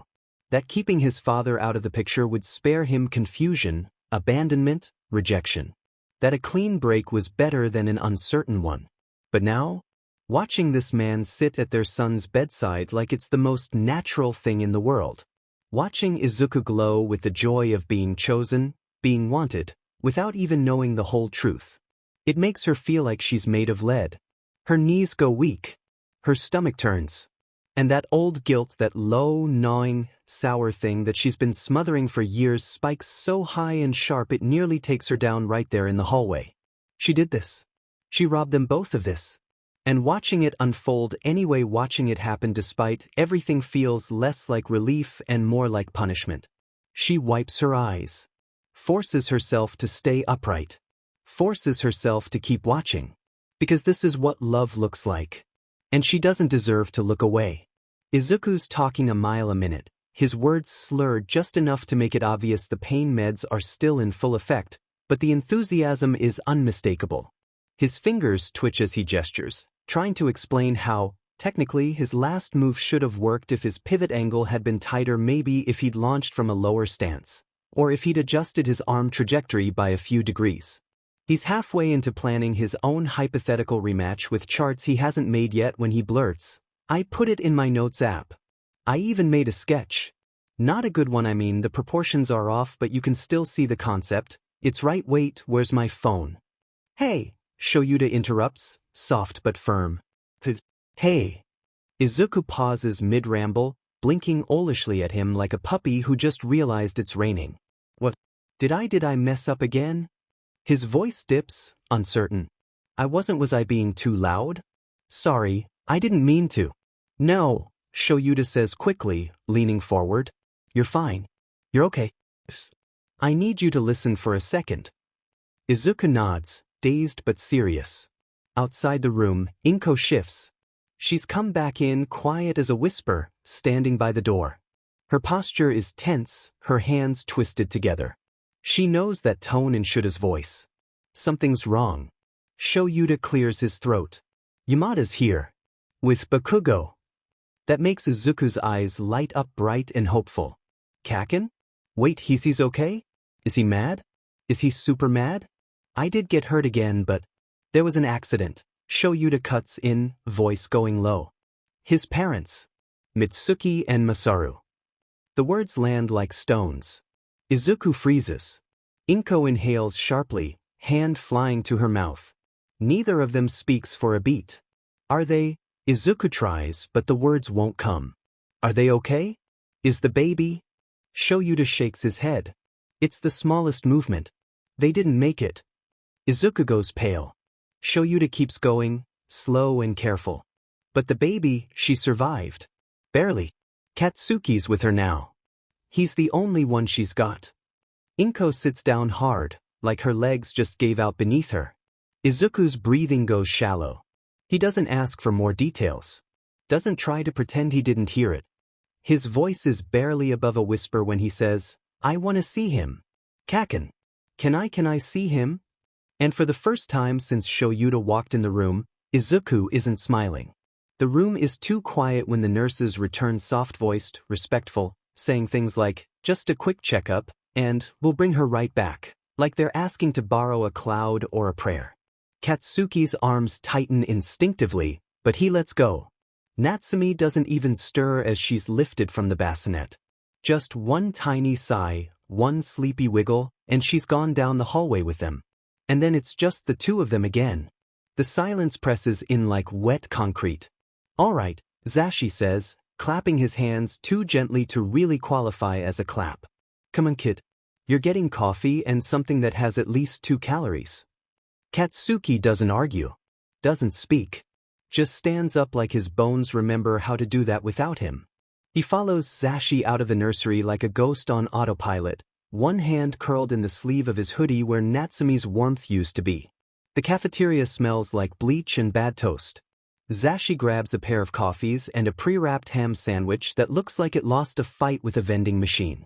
He sets everything down at a sticky corner table and gestures for Katsuki to sit. Katsuki does. Numb. Eyes blank. Hands idle on the tabletop. Zashi pushes the coffee closer. Drink. I know it's not Jet Fuel Ultra Max Death Roast or whatever you usually mainline, but it's hot and has caffeine. Katsuki takes a sip. Swallows. Makes no face, no complaint. Just drinks like it's a task to check off. The sandwich disappears in 2 bites, not because he's hungry, but because Zashi told him to eat it.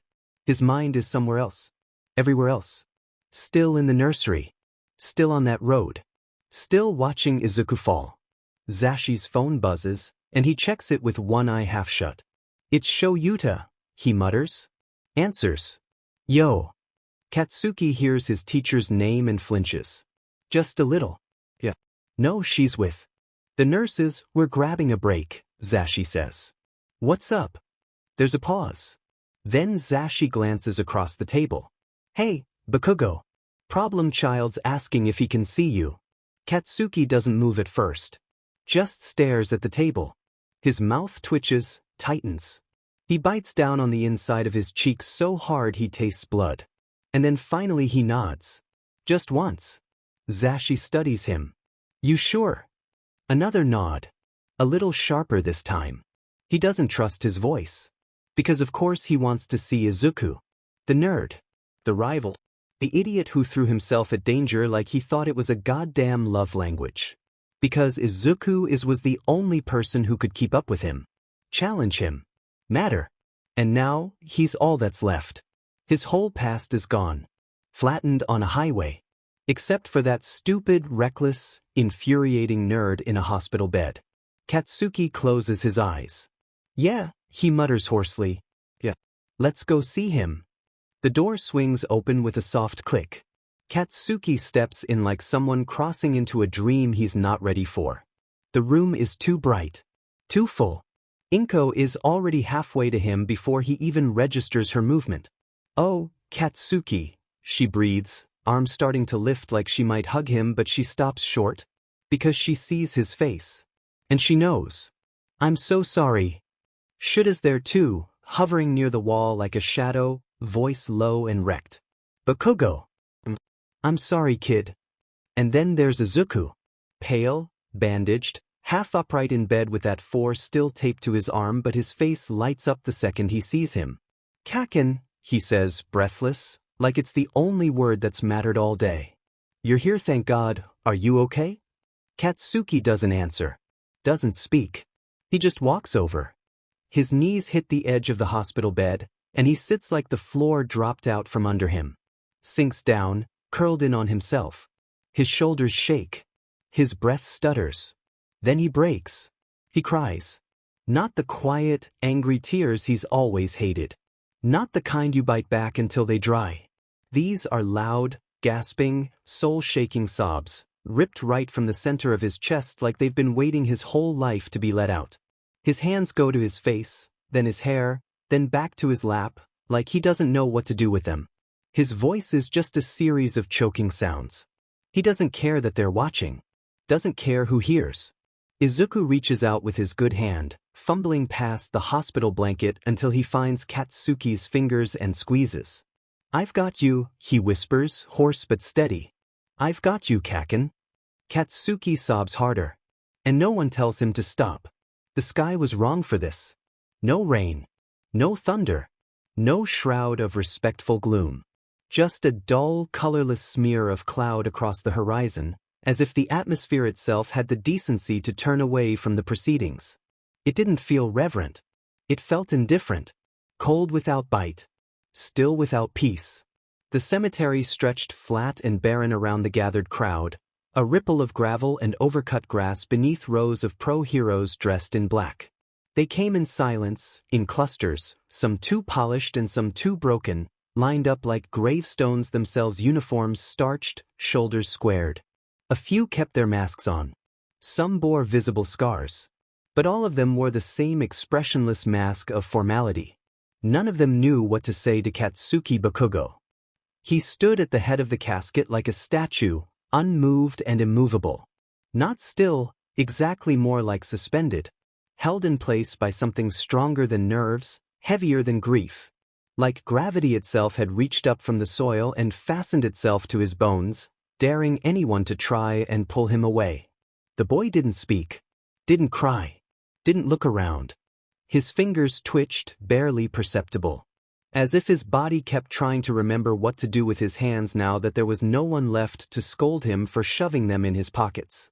No one to tug at his wrist, or slap his knuckles, or lace their fingers into his and pull him down to earth.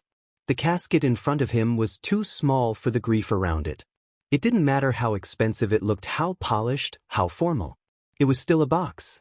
The proof. A line in the sand that read, "Before and after."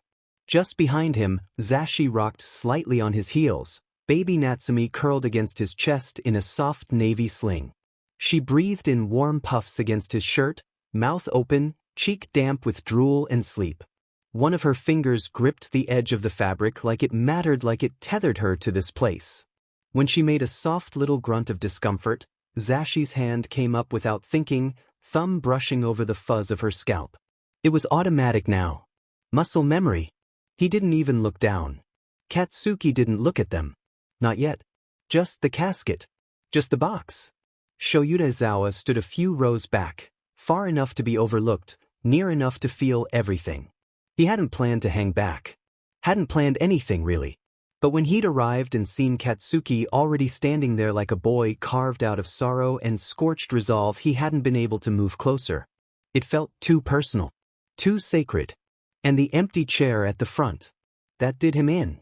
It sat off to the side, one of the cheap plastic foldouts with a clipped piece of paper taped to the back. Midoriya. All caps. Too formal for a kid who still tripped over his own shoelaces and muttered apologies in his sleep. Empty. Like a missing tooth in a grin. Shuta's chest clenched. He scanned the crowd again. Slowly. Deliberately. Searching for green, just a flash of it. A mop of curls, A crooked posture, a too big jacket tugged over a sling. Nothing. Where is he?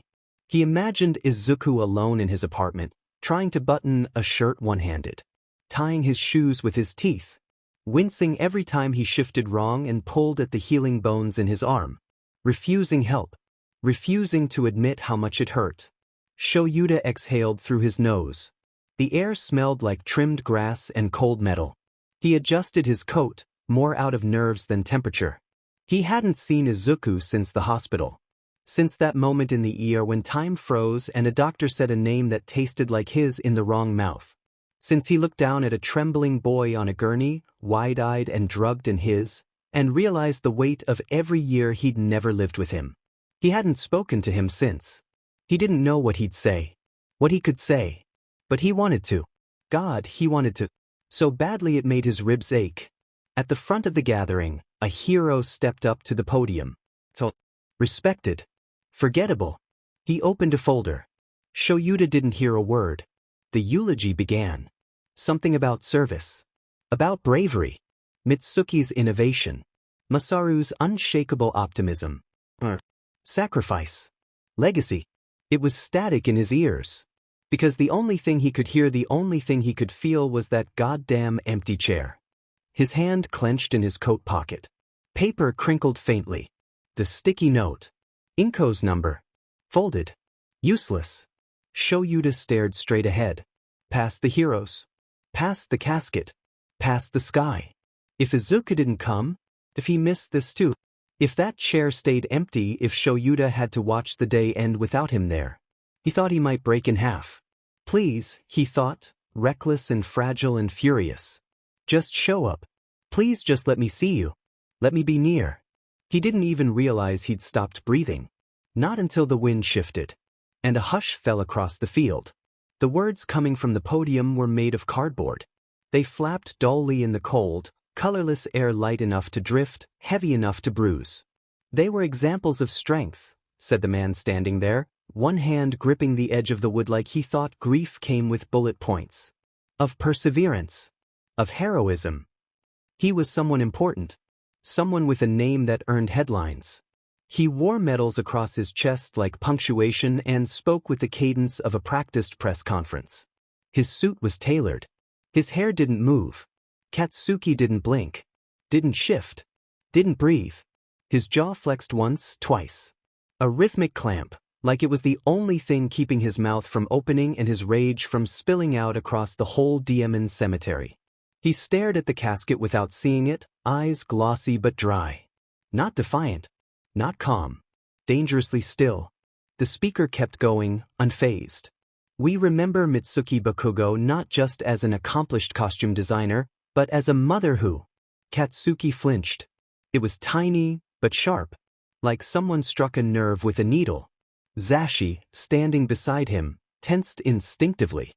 His shoulder rolled in a subtle pivot, like he might step in. But he didn't touch him. Didn't crowd. The crowd didn't notice. Shoyuta did. From the shade of a half-dead tree near the back, arms folded, coat pulled tight against the wind, Shoyuta watched everything. His eyes skimmed past the casket, past the speaker, and settled like they always did on the kids. Katsuki stood like a dam about to burst. And Shoyuta watched every minute crack forming beneath the surface. But then, movement. A ripple at the edge of the crowd. A shifting. A breath caught collectively. Someone was arriving. Shuta's eyes snapped to it. Sloppy shoes. Slanted tie. A figure stumbling his way up the uneven slope, nearly eating grass as one foot caught on the other. A too large jacket was thrown over one shoulder. His collar hung sideways like it had lost a fight with his sling. His hair looked like it had been styled by panic and static electricity. His shoes weren't even properly tied. And still he made it. Izuku. Shuta's heart jolted in his chest. He didn't even realize he was holding his breath until it came loose from his throat like steam. Izuku Midoriya, every inch of him flustered and flushed and hurting, skidded to a stop at the front row like he'd clawed his way through the day just to get here. And maybe he had. The kid looked like hell. Red in the face. One sleeve pinned to his chest. Sweat beading at his temple. But he was here. He came. And Katsuki stone-forged, grief-glued Katsuki moved. Not much. Just a shift in posture. A lifting of the chin. Shoulders that squared instead of sagged. But it was enough. It was everything. The hand that had been hanging lifelessly at his side curled into a fist not of helplessness, but of intent. Zashi caught the change. Eyed him sideways like what the hell just happened? Shoyuda didn't need to ask. Katsuki's person had arrived. Izuku hovered beside the chair with his name on it, but didn't sit. His eyes locked with Katsuki's. There was no smile. No greeting. Just understanding. Like a live wire stretched between them. And Katsuki moved. He stepped forward. Didn't ask. Didn't pause. Just walked right past the pro-hero mid-sentence, shoved him out of the way with nothing but presence, and turned to face the crowd. The silence that followed was thunderous. Katsuki cleared his throat. It came out hoarse. Not ready. My mom, he said, yelled a lot. The crowd didn't react. She cooked like sheet. Like actual sheet. My dad laughed at everything. Even when it wasn't funny. Especially then. A few people shifted uncomfortably. A cough broke the air. But they were mine. His voice cracked. Katsuki blinked hard, but didn't drop his gaze. They were mine, and I'm gonna make sure this world doesn't forget who the hell they were. Not for one goddamn second. He stepped back. Didn't wait for applause. There wouldn't have been any. Izuku's hand twitched at his side. And then only then he looked. Not at Katsuki. At Shoyuda. Their eyes met. And for a second, one brittle, unbearable second, Shoyuda saw something recognize him. Like a flicker of light behind the confusion. A silent, stunned "Why are you here?" Layered over "What do you want from me?" Wrapped in "Please don't go." It hit Shoyuda like a punch to the lungs. The grief. The loss. The sunness of him. He didn't even know what his face looked like. Didn't care. Because his throat felt like it was lined with sand and his fingers useless, aching fingers curled tight at his sides, and all he wanted in the entire world was to reach out. To do something insane and permanent and real. To cross the space between them and just be his. But he didn't move. Couldn't. Not yet. Not with the whole world watching. So he stayed in the shade. Swallowed the ache. And watched the boy who didn't know he had a father standing 10 feet away, loving him so hard he could barely breathe. The crowd was thinning like smoke. One by one, the capes and the titans of the city turned away from the grave, their black coats whipping faintly in the wind, shoes crunching over gravel and grass as they made their way back to lives that hadn't stopped. Couldn't stop. Missions, reports, press obligations, patrol. The world didn't pause for grief. It just expected you to carry it. Katsuki didn't move. Not even a step. Not when the pro-hero bowed stiffly and mumbled something rehearsed. Not when another clapped him on the back and said, "Call me if you need anything," like it was a favor he'd never expect to be collected on. He didn't look up. Didn't thank them. Didn't pretend. The grass hadn't even been laid yet. Just soil now. Wet and red and wrong, like the earth itself had been wounded and hadn't figured out how to scab. Katsuki stood at the edge of it all, at the edge of them, with his hands slack at his sides and his shoes slowly sinking into the soft earth. His shoulders hunched just slightly. His head tilted forward. Like grief was gravity now and he didn't have the strength to fight it anymore. His lips parted once. Then again. And finally a sound came. Flat. Emotionless. A statement with all the life scraped out of it. It's just me now. There was no audience left. No cameras. No condolences. Just those 5 words in the dirt. The wind breathed through the branches above, threading through the strands of his hair and tugging faintly at the edge of his coat. It didn't move him. Nothing did. Except this, he added, quieter. Like he hadn't meant to say it out loud. But I'm the one who remembers. Zashi stood behind him, Natsumi still bundled against his chest, her tiny breath warm through the sling. He didn't speak. Didn't fill the silence with anything. He just reached out slow, patient, and laid his palm flat against Katsuki's shoulder. Gentle. Present. Katsuki didn't shrug it off. Didn't lean into it either. But the contact stayed. And from a few meters back beneath a crooked tree whose limbs groaned faintly in the wind, Shoyuda watched it happen. He hadn't meant to stay this long. Had told himself he'd leave after the speeches, after the worst of it. But something had kept him rooted here. Maybe it was Katsuki's expression. Maybe it was the grave. Maybe it was the way he couldn't stop thinking about the boy standing at the front, the one who had nothing left and still refused to fall. Shuta's arms were crossed. His coat was buttoned. His knuckles were white in the sleeves. His chest hurt. And it hurt worse when he saw movement. Izuku. He stepped up beside Katsuki, not all the way, not too close but enough that his shadow slid softly over the edge of Katsuki's boot. He didn't speak. Just stood. Katsuki didn't look at him. But his spine straightened. Barely. But enough. Shoyuta felt something crack open in the hollow of his ribs. There was again that tether. That bond so obvious, so unshakable, it made his stomach twist with longing. Izuku hadn't even touched him. Hadn't said a single word. And still, Katsuki stood straighter. Like presence alone was enough. Shoyuta wanted to be part of that so badly it made his vision blur. He wanted to cross the grass. Wanted to kneel between them. Wanted to say something, anything that would make sense of 17 years of silence and shame and aching absence. He wanted to touch his son's shoulder.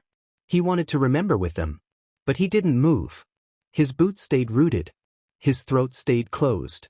His hands stayed clenched. So he just watched. And wished.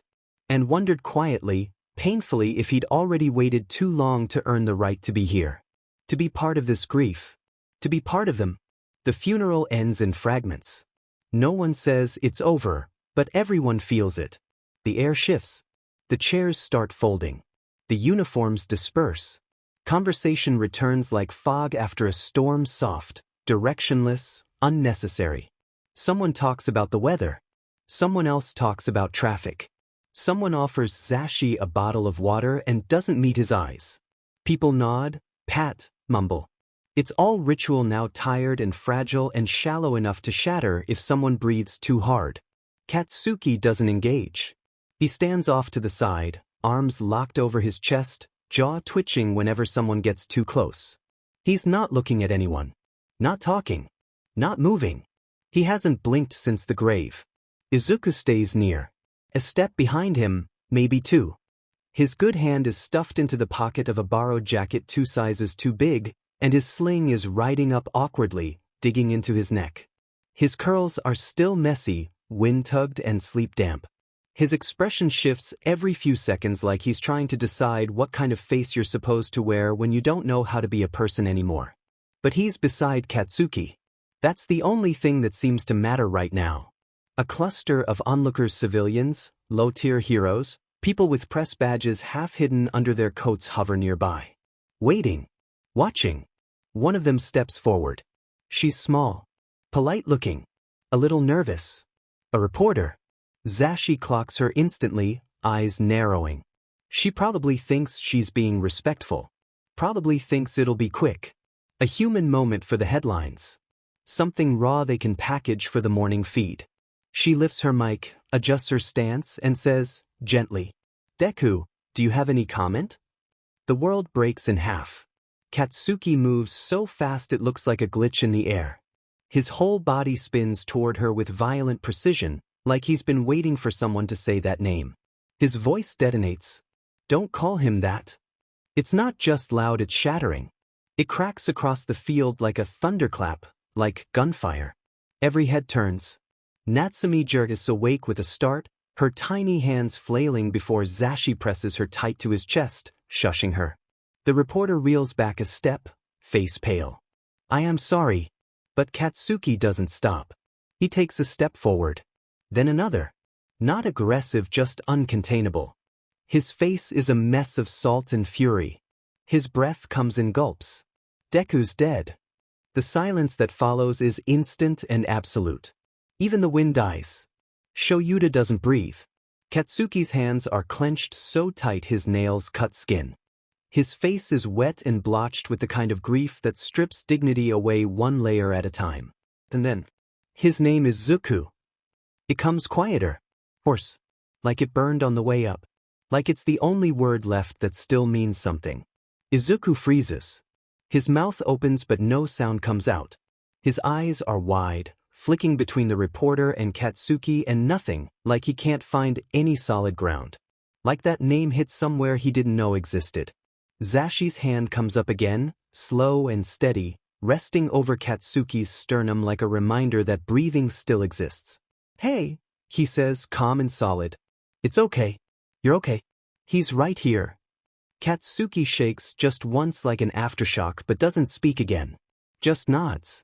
Just breathes out like he's finally allowed to. And Shoyuta can't move. He stands by the tree-line, just far enough to miss the warmth, just close enough to ache for it. He can't stop staring at Izuku. At the way his brow furrows. At the way his hand tightens around his sling strap. At the way his lips shape the name in silence, like he's testing it. Like maybe he recognizes what it is. A tether. A vow. A lifeline thrown into the dark. And Shoyuta knows, without needing it explained, that this moment is the only thing keeping Katsuki from drowning. That Katsuki didn't just pick that name. He built a sanctuary out of it. A definition. A line in the sand between before and after. Zuku is the person who was there when everything else fell apart. Zuku is all he has left. And Shoyuta is not part of that. Not yet.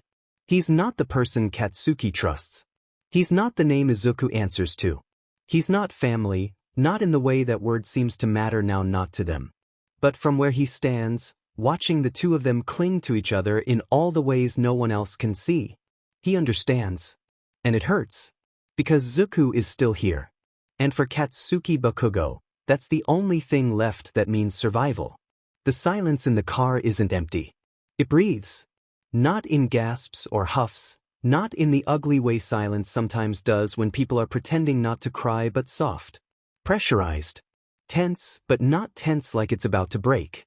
Tense like it already did, and now there's nothing left but the weight. Zashi drives with one hand on the wheel and the other curled instinctively over the edge of Natsume's car seat, fingers resting across her tiny chest like he's holding her heartbeat in place. She's swaddled tight in a fleece blanket the color of ash rose and soot, something Katsuki had pulled off the store shelf without speaking, without asking, just grabbing, just knowing. Her breathing is the only sound. Little hums, little sighs. A puff of breath here, a hiccup there. The kind of sounds babies make when the world hasn't finished forming yet. When everything is new and nothing is safe but sleep. Katsuki sits behind the driver's seat, angled toward the window. Not slouched. Not relaxed. Just tilted. Like he's balancing himself against gravity and any wrong word will send him tumbling out of orbit. His suit is wrinkled in places that don't wrinkle unless you've clenched your fists for too long. His tie is still perfect. His hands are not. He doesn't look at anyone. His reflection stares back at him in the window, warped, half-lit, not all there. Izuku sits next to him, the seatbelt riding too close to his sling. His injured arm is cradled in his lap, fingers curled around the edge of his jacket where the fabric bunches awkwardly. There's a thread loose on his sleeve, and his eyes keep catching on it, like if he stares long enough, it might unravel the whole day. Their shoulders touch. Not constantly. Just at turns. On bumps. Around corners. Neither of them pulls away. Zashi doesn't say anything. The road hums beneath them, long and gray and endless. The sky is still that same wrong shade of overcast, too light to be morning, too dim to be hopeful. The city looms in the distance like it knows better than to interrupt. And behind them, back far enough to be unseen but close enough to feel it, Shoyuta follows. His own car, borrowed from the agency, smells like stale coffee and glove leather. The AC doesn't work right. The radio flickers in and out. His hands sit locked at 10 and 2, knuckles pale. He doesn't remember making the choice to drive separately. Doesn't remember why he didn't just slide into the front seat, offer to hold the baby, offer something. All he remembers is watching them climb into the car, Izuku limping, Katsuki silent, Zashi too exhausted to say no to anything and feeling like he didn't belong in the frame. So now he follows. The headlights cast long shadows over the road, and up ahead, the car carrying his whole fractured future glides through them like it's part of a dream he can't touch. In the rearview mirror, he can see them. Izuku's profile tired, drawn, mouth pressed flat like he's holding back something he hasn't named yet. Katsuki's head turned just slightly. Leaning. Just a little. Not enough to make contact. Just enough to say, I'm here. I remember. You're not alone. Izuku doesn't shift. Doesn't glance at him. But he doesn't move away either. Doesn't flinch. And it guts Shoyuta. Because he wants to be in that car so badly it's choking him. Wants to be close enough to feel Izuku's breathing, to see if his fingers still twitch in his sleep, to hear whatever sound he makes when he's trying not to cry. Instead, all he has is this. Distance. Reflection. He presses his heel down just slightly on the accelerator. The car speeds up. Then slows again. Don't tailgate, he reminds himself. Don't push. Don't intrude. Just follow. And he does. Mile after mile, until the sky starts shifting toward twilight and the silence inside the car becomes a fifth passenger. Still here, Shoyuta thinks, eyes on the ghostly outline of his son's face in the mirror. Still mine. Still breathing. Still here. He adjusts his grip on the wheel. And hopes that tomorrow, he'll be braver. That tomorrow, maybe, the silence will let him speak.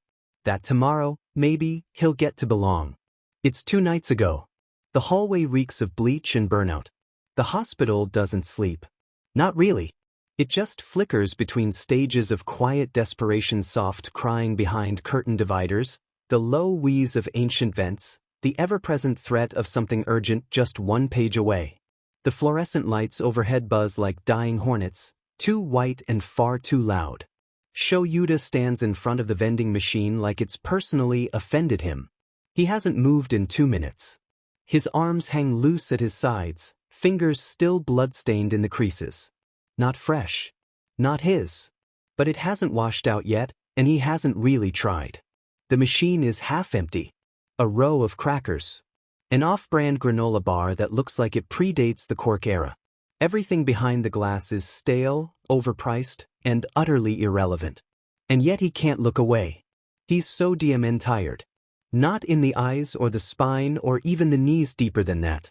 A tired that lives in the marrow, tucked just beneath guilt and under 17 years of almosts. His bones hum with it. With failure.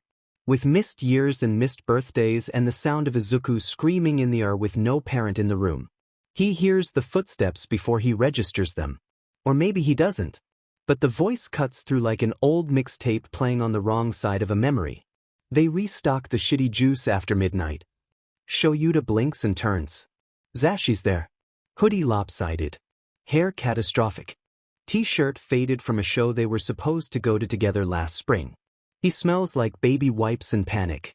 And there, slung against his chest in a soft green sling, is the tiniest human being Shuta's ever seen. Natsume.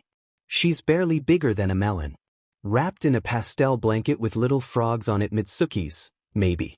Her tiny hand rests over Zashi's heart, like she claimed it and no one argued. Shoyuta can't look away from her face. It's round and flushed and perfect. She's sleeping, mouth slack, lashes curled so long it seems like a trick of the light. He doesn't speak.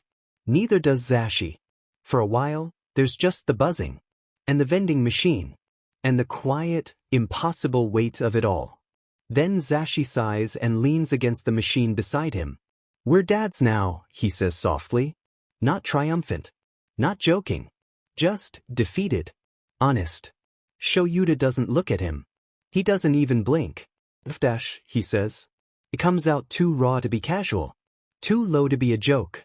Zashi huffs a laugh like it scraped his ribs on the way out. Yeah. That about sums it up. He rocks slightly as Natsume stirs. His hand comes up instinctive, practiced to cradle the back of her head. That same hand used to hold a mic and flash peace signs. Now it swaddles life. Bakugo finally passed out about 20 minutes ago, he murmurs, almost apologetic. Didn't cry. Didn't scream. Just shut off. It was like watching a house collapse inward. Shoyuta exhales through his nose. Nods. Zashi hesitates, then reaches into his hoodie pocket and pulls out something folded.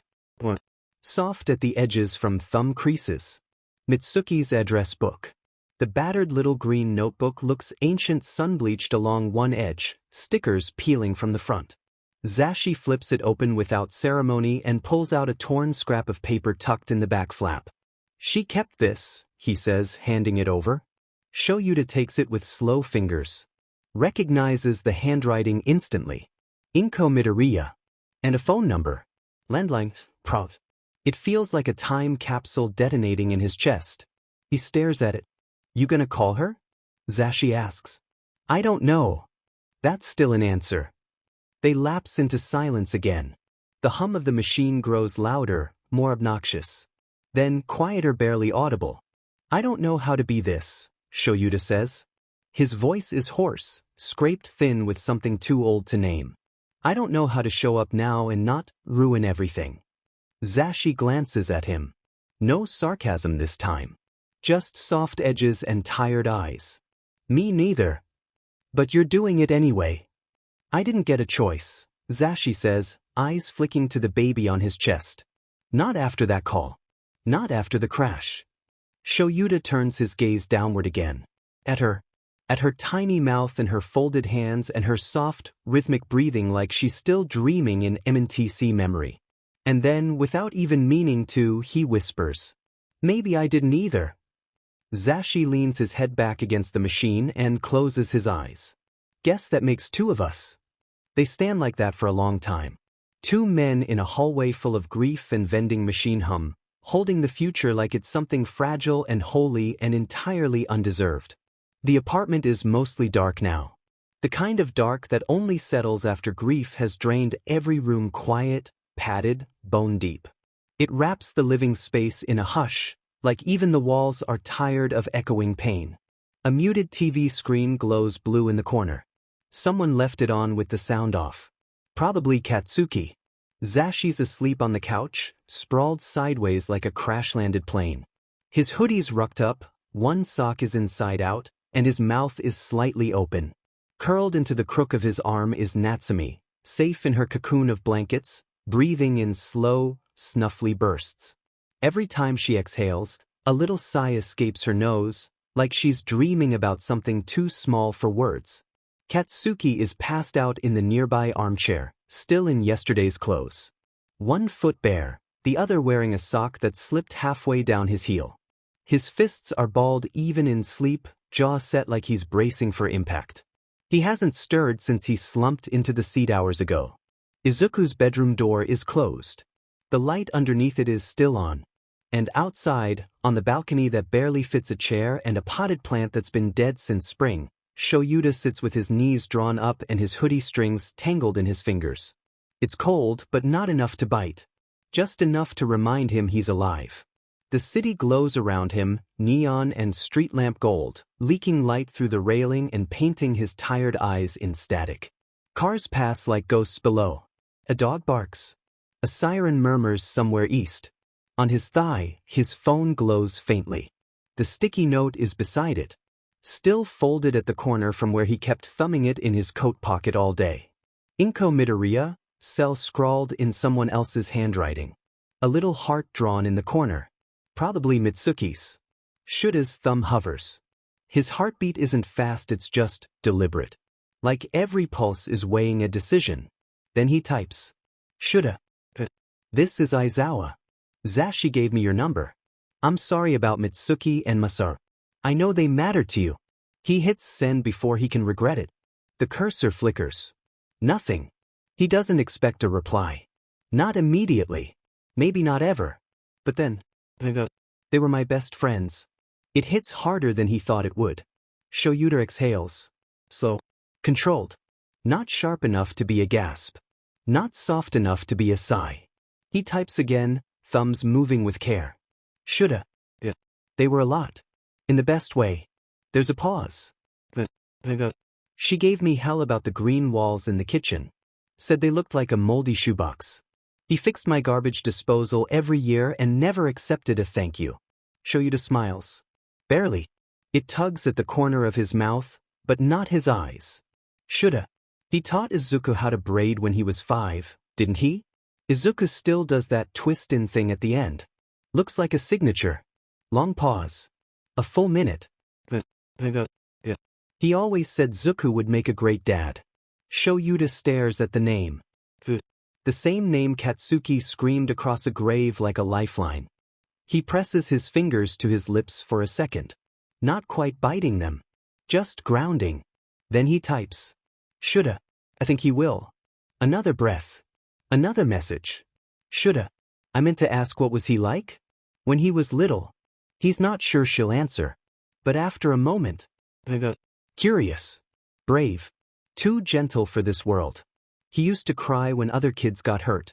Not just himself. Time, a girl skinned her knee at daycare and he had a full meltdown in the corner because he thought she was going to die.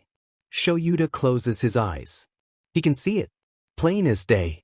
A tiny version of the boy he teaches now, wrecked over a scraped knee that wasn't even his. Shoulda. That checks out. He still does that. Just quieter. Another pause. Then softer. He wanted to be a hero so badly. Even when they told him he couldn't. He used to dress in a towel cape and jump off the couch and tell me he'd save me someday. He already has. It takes him a full 60 seconds to breathe after that. The ache behind his ribs is growing teeth. He waits. Reads it again. Then it's, shoulda. When were you going to tell me? And then, nothing. Still read. Nothing. The screen stays lit for a little while longer. He doesn't double text. He just leans his head back against the chilled concrete wall, the phone pressed against his chest like it might pick up the rhythm of something worth holding onto. Inside the apartment, the people he cares most about in the world are asleep in the aftermath of tragedy. And outside, Shoyuta Aizawa waits. Not bitter. Not angry. Just aching. And quietly hoping. Zashi's apartment is too small for this much pain. The front door creaks open, just barely, letting in a slice of hallway light that makes the interior feel more cavernous than it is. It's not a big place, 2 bedrooms, a galley kitchen, and a living room that doubles as everything else. Normally it's enough. Tonight, it's a pressure cooker. The apartment still smells like lemon cleaner and leftover Thai. Something sweet clings to the air, maybe from the basil fried rice or the mango sticky rice someone couldn't finish 2 nights ago. A single bulb hums over the sink, buzzing in the otherwise quiet kitchen. The light it casts is pale, sharp-edged, like a bad copy of Moonlight. It doesn't reach the corners. And in the middle of it all, Natsumi is screaming. A wail. Shrill and unrelenting. No rhythm, no pause. Just raw, hungry sound. The kind of cry that could cleave a brain in half if you're not careful. Zashi stumbles in first. He's carrying 2 bags in the car seat, juggling both like he's done this before and still hasn't learned how to do it well. His voice is soft but frantic. Okay, we're home, I got you, we're good, okay, sure. The baby doesn't care. Katsuki stands just inside the door, shoulders hunched, fists twitching at his sides like a bomb with a defective timer. He's not pacing. Not moving. Just hovering. Paralyzed by the volume of her crying and the weight of his own chest. He flinches every time she hits a new octave. Izuku's in the hallway already. Slouched against the wall like someone unplugged him. His broken arm is curled close to his chest, the sling askew. One sock's red. The other's striped. His tie is gone. His hair's sticking up at the back. He looks like he could pass out and slide down the drywall in one limp motion. Nobody says a word. They just move. Zashi drops the car seat without ceremony and kneels. His fingers are clumsy on the buckles, his mouth repeating shushing sounds with no breath behind them. He unwraps her with the frantic patience of a man who's 1 minute from crying himself. Katsuki mutters under his breath, "You're doing it wrong," and drops to his knees beside him before Zashi can argue. He pulls the blanket tighter around her legs, hands shaking just enough to betray him. He doesn't look up. Izuku slides down the wall. Slowly. Head tipping back, eyelids at half-mast. He blinks once. Rubs his good hand against one eye like a toddler. Leaves his palm resting over his face. Breathes like it hurts. In the doorway still outside the room, not quite inside, Shoyuta watches. His boots haven't crossed the threshold. He's still holding his keys in one hand, jacket zipped to the throat, like he could still make a decision to leave. The hallway light from behind casts his silhouette long across the floor. He doesn't speak. Doesn't step forward. But he sees everything. Katsuki's trembling fingers. Zashi's slumped shoulders. Izuku's too long blink and the exhausted curl of his spine. The way Natsume's cry hiccups once, twice, and starts to quiet as Katsuki gently taps her back in slow, awkward rhythms. It's a mess of motion. A chaos of survival. But it's a family. And Shoyuta, he stands at the edge of it, breath caught behind his teeth. This is what it might have looked like. If he'd known. If he'd asked. If he'd been braver 10 years ago. If someone had handed him a baby with green eyes and said, "Here. He's yours." He watches Izuku's head tilt. Just slightly. Their eyes meet. Fragile. Lit only by the overhead buzz and the city bleeding through the curtains. Shoyuta opens his mouth. There are words there. So many. On the back of his tongue. Piling behind his teeth. You look tired. You did good today. I'm proud of you. Any of them. He says none. He just exhales. And steps back into the hallway. The door clicks shut behind him. Quiet. Final. Inside, the crying finally stops. There's a war happening in the living room. Not a loud one. Not violent. Just a slow, insidious descent into madness fueled by cardboard carnage, scattered screws, and the psychological toll of trying to build a crib from instructions that were clearly written by someone who's never seen a baby or a hex key in their life. Zashi sits cross-legged on the carpet, staring down at what used to be a promising start. Now, it's just a mangled arrangement of upside-down wooden pieces and existential despair. A dowel juts proudly through the wrong slat like a flagpole in enemy territory. The base rail is completely backward. The manual is nowhere to be seen, mostly because it's currently serving as a makeshift mattress under Natsume, who is swaddled in a too-big hoodie and sleeping like union labor on strike. Zashi blinks at the mess. Why the hell would there be 14 screws for 3 holes? He mutters, voice dangerously calm.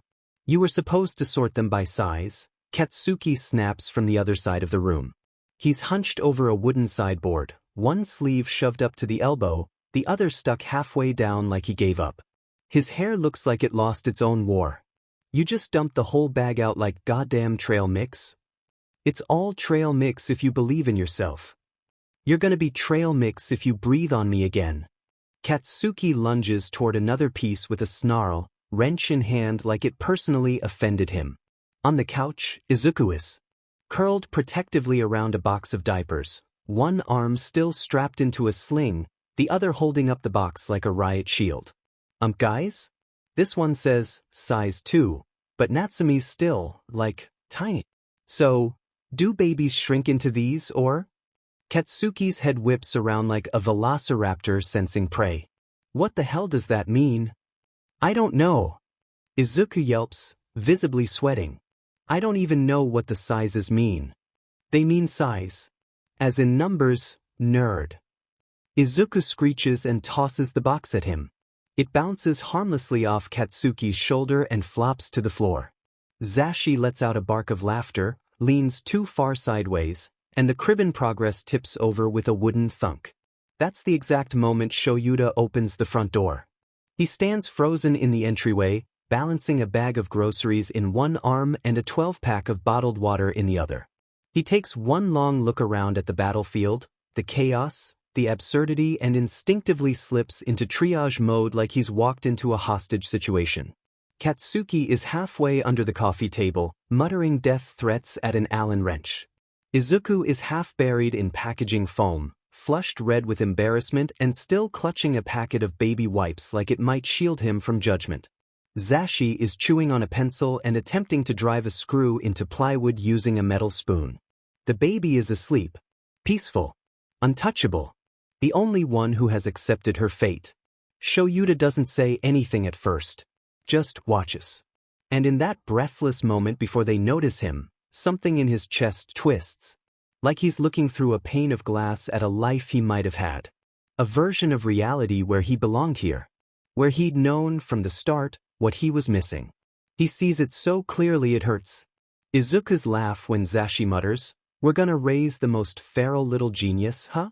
Katsuki taking the pacifier Izuku chucks at him like it's a live grenade. Zashi's socked foot gently rocking the baby carrier while he squints at a bolt like it might confess its sins. They've already started. The life. The family. The rebuilding. Without him. He clears his throat. 3 heads whip around like soldiers caught on break. I brought groceries, he says quiet. Katsuki blinks, wipes a smudge of baby powder off his cheek, and grunts in vague acknowledgement. Izuku blushes furiously and mumbles something about something. It's incoherent. Zashi beams. You're a lifesaver.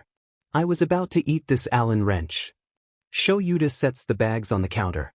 Doesn't take off his shoes. Doesn't sit. But he watches.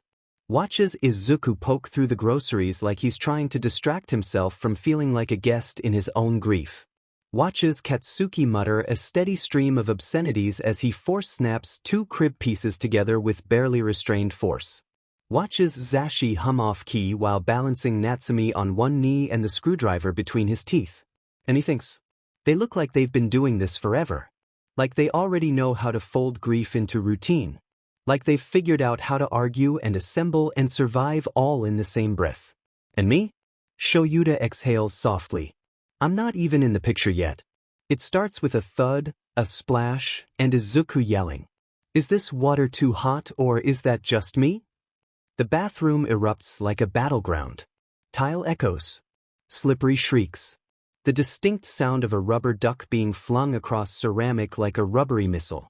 The air is humid and citrus-scented from some baby-safe body wash that now coats at least one wall and half of Izuku's hoodie. Steam curls off the mirror like it's trying to evacuate. Natsumi is in the tub, soapy and naked and screaming like she's being baptized by fire. Her fists are balled. Her legs are flailing. Every muscle in her tiny body is locked in protest. Her hair sticks up in sudsy, furious tufts. Zashi is kneeling beside the tub, sleeves rolled up and one sock completely soaked. His entire forearm is submerged as he tries foolishly, heroically to cradle a flailing infant in a way that doesn't feel like imminent drowning. You're holding her like she's radioactive, he yells, blowing bubbles out of his mouth. She is slippery. Izuku hollers back, hovering beside the tub with a baby towel stretched between both hands like he's trying to lasso a ghost. His curls are plastered to his forehead. There's shampoo on his nose. His hoodie is soaked from armpit to wrist, and his socks make a squish-squish sound every time he shifts his weight. Katsuki stands in the doorway like a man on the edge of a psychotic break. His arms are braced against the frame, expression somewhere between coach, soldier, and furious big brother. You have to support her neck, nerd, he barks. And keep her warm. The towel's for after. You don't boil a baby like pasta. Then you do it. I will. Move. Izuku stands up too fast. His heel slips on a puddle. He pinwheels. Katsuki lunges like a linebacker and catches him around the waist with one hand, towel in the other. Soap flies through the air like confetti. Natsumi lets out a banshee shriek as Zashi scrambles to catch her mid-slide. One tiny fist connects with Zashi's jaw with startling precision. She has your mom's punch, Zashi croaks, blinking stars. I am going to drown in this bathroom, Izuku gasps, fully dripping, the towel now stuck to his shirt like seaweed. You can't drown in 2 inches of water, Katsuki snaps. I can if I'm emotionally vulnerable. Stop yelling near the baby. You stop yelling. Zashi loses it. A laugh slips out sharp and wheezy and he immediately regrets it when Natsumi screams louder, now personally offended. Okay, he wheedles, rocking her in the water like it'll help. That's on me. I'll take the L. And outside the door, Shoyuta stands very still. He's leaning against the hallway wall, arms crossed over his chest, a receipt dangling from one hand like a forgotten afterthought.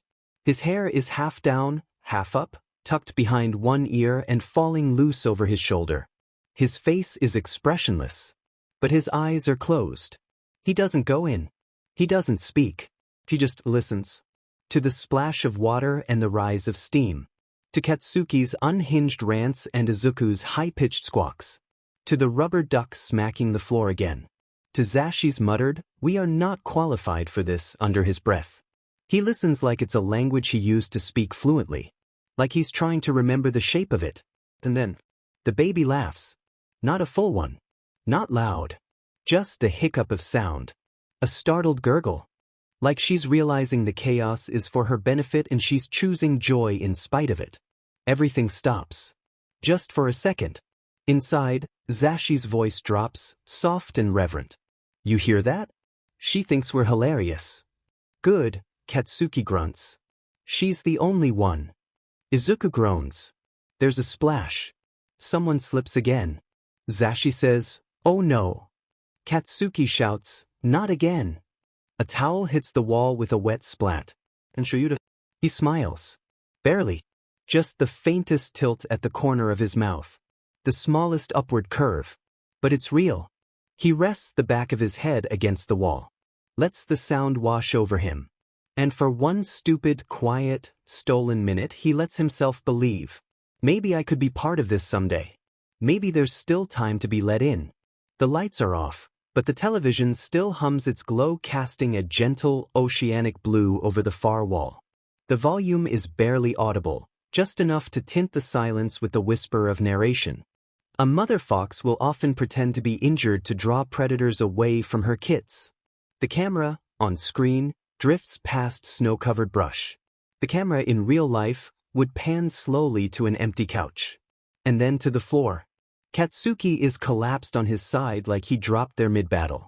One arm slung over a tangled blanket, body curled instinctively toward the others.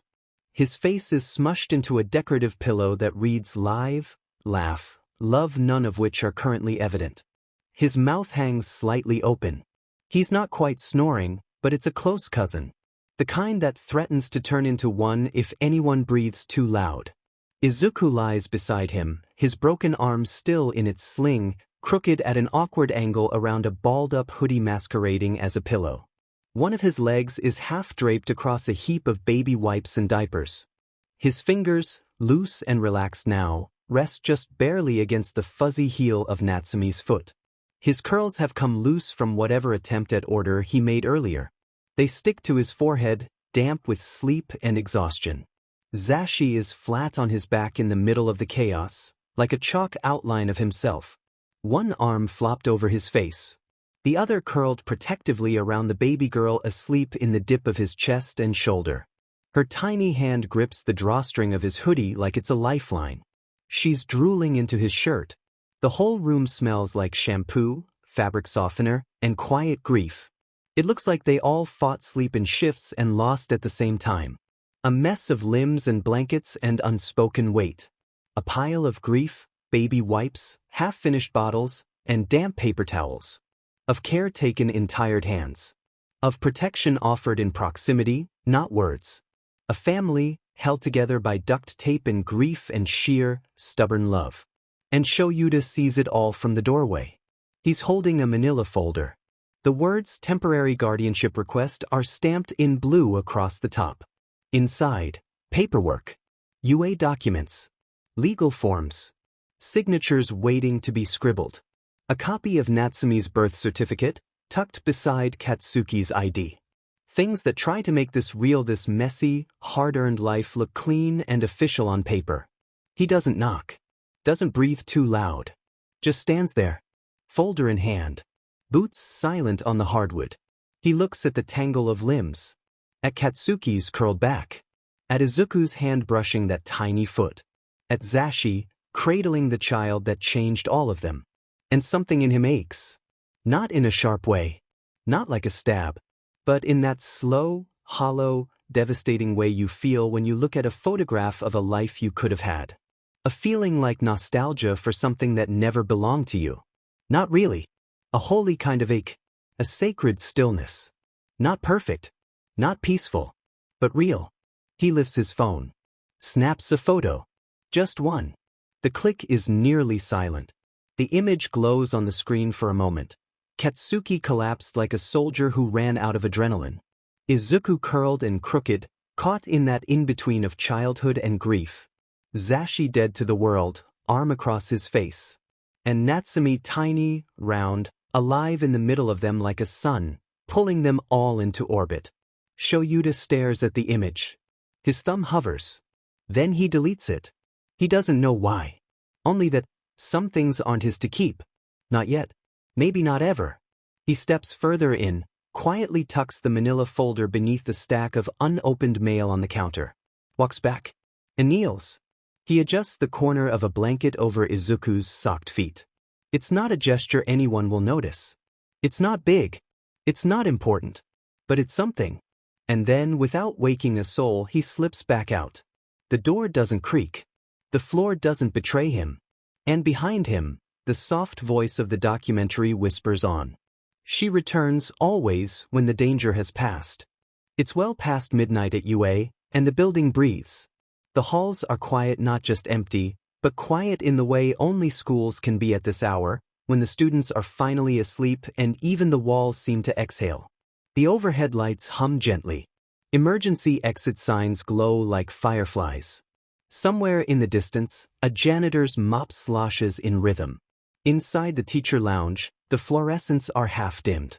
A single lamp casts a soft yellow cone across the central table.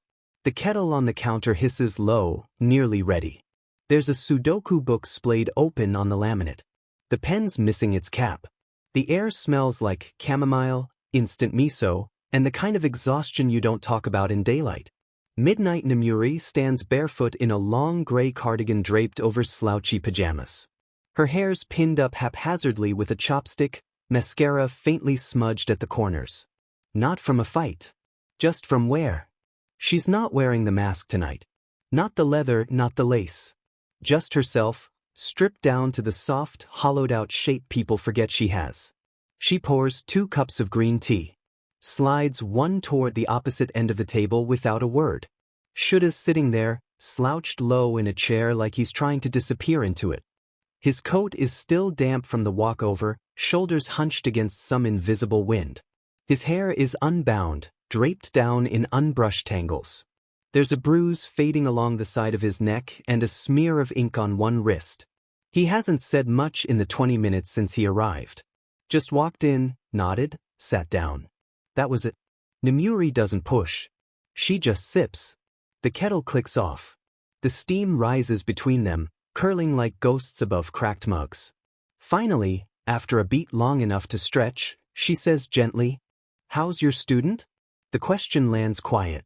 So, no edge to it.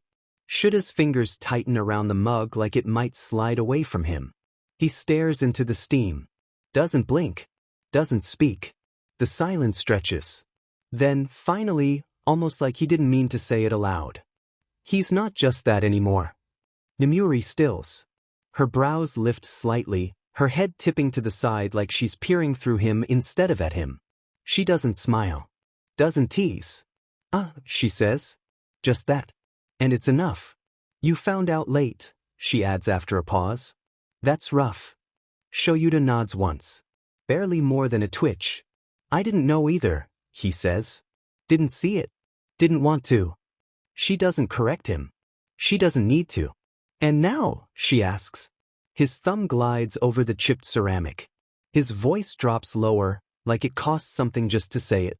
Now I can't stop seeing him. The words land like a stone in a lake. No splash. Just a deep, slow ripple. Namuri doesn't fill the silence. She lets it stretch warm, forgiving, infinite. Shuda's gaze finally lifts to meet hers. His eyes look old tonight. Not tired, exactly. But stripped. Worn thin. No defenses left. Just a man staring at a life he didn't get to live, holding it between his hands like a piece of paper already torn down the middle. I keep showing up to these rooms he's in, he murmurs, and I don't know how to be anything. Not to him. Not yet. Namuri leans forward. You're there, she says. That's a start. Shoyuta exhales. Something small loosens in his shoulders. He sips the tea. It's a little bitter. Slightly too hot. But it stays in his hands. Just like him. And for now, that's enough. Thursday, 2:37 a.m. The city outside the window is nothing but halos and haze. Inside, the apartment has finally gone still. No baby cries. No TV. No footsteps or half-whispered arguments. Just soft breaths from the next room and the ancient, aching creak of a radiator trying to hold warmth against the bones of winter. Shoyuta sits alone at the kitchen table, hunched in shadow. His tea's gone cold beside him, steeped too long, bitter now. His phone glows in his palm like a truth he hasn't earned yet. He types. Shoulda. Have you told him? No preamble. No greeting. No soft build. He's past all that tonight. 2 minutes later. Told him what? Shoulda. That I'm his father. The pause. Shoyuta. Shoulda. You told me why you kept it from me.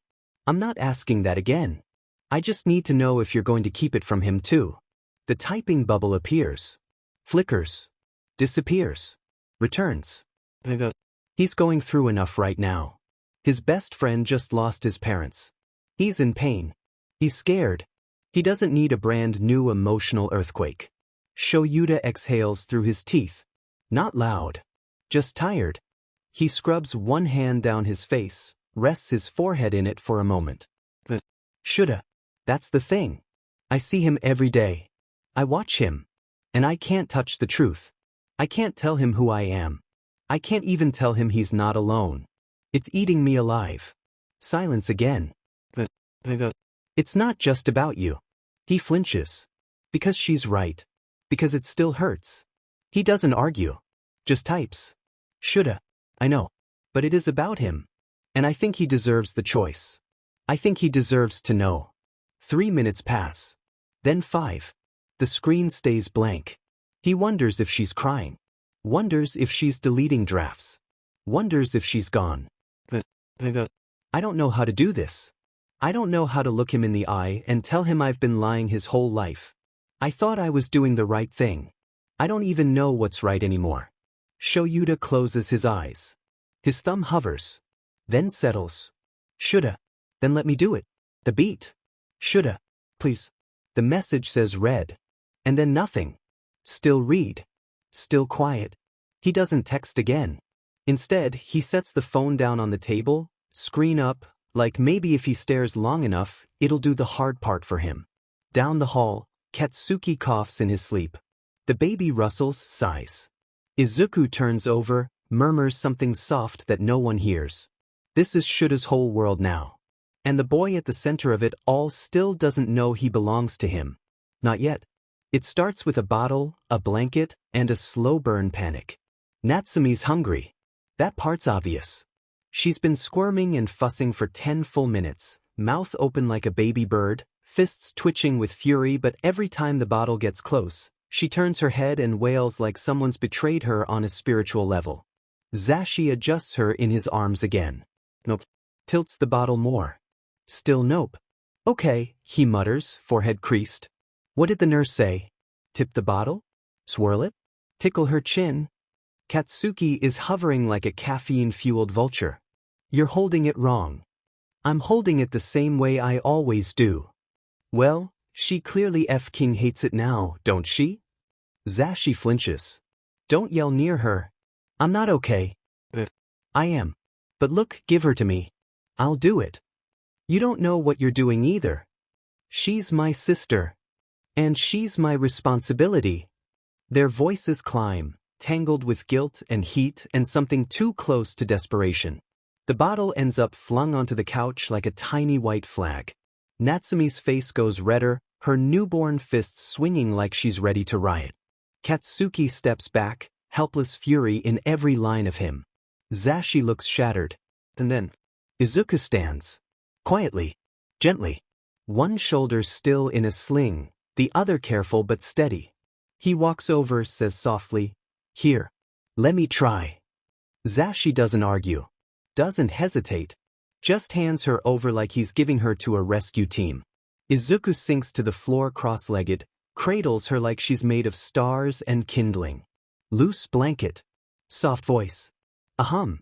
Not a lullaby. Not a song. Just sound. Just peace. Natsume pauses.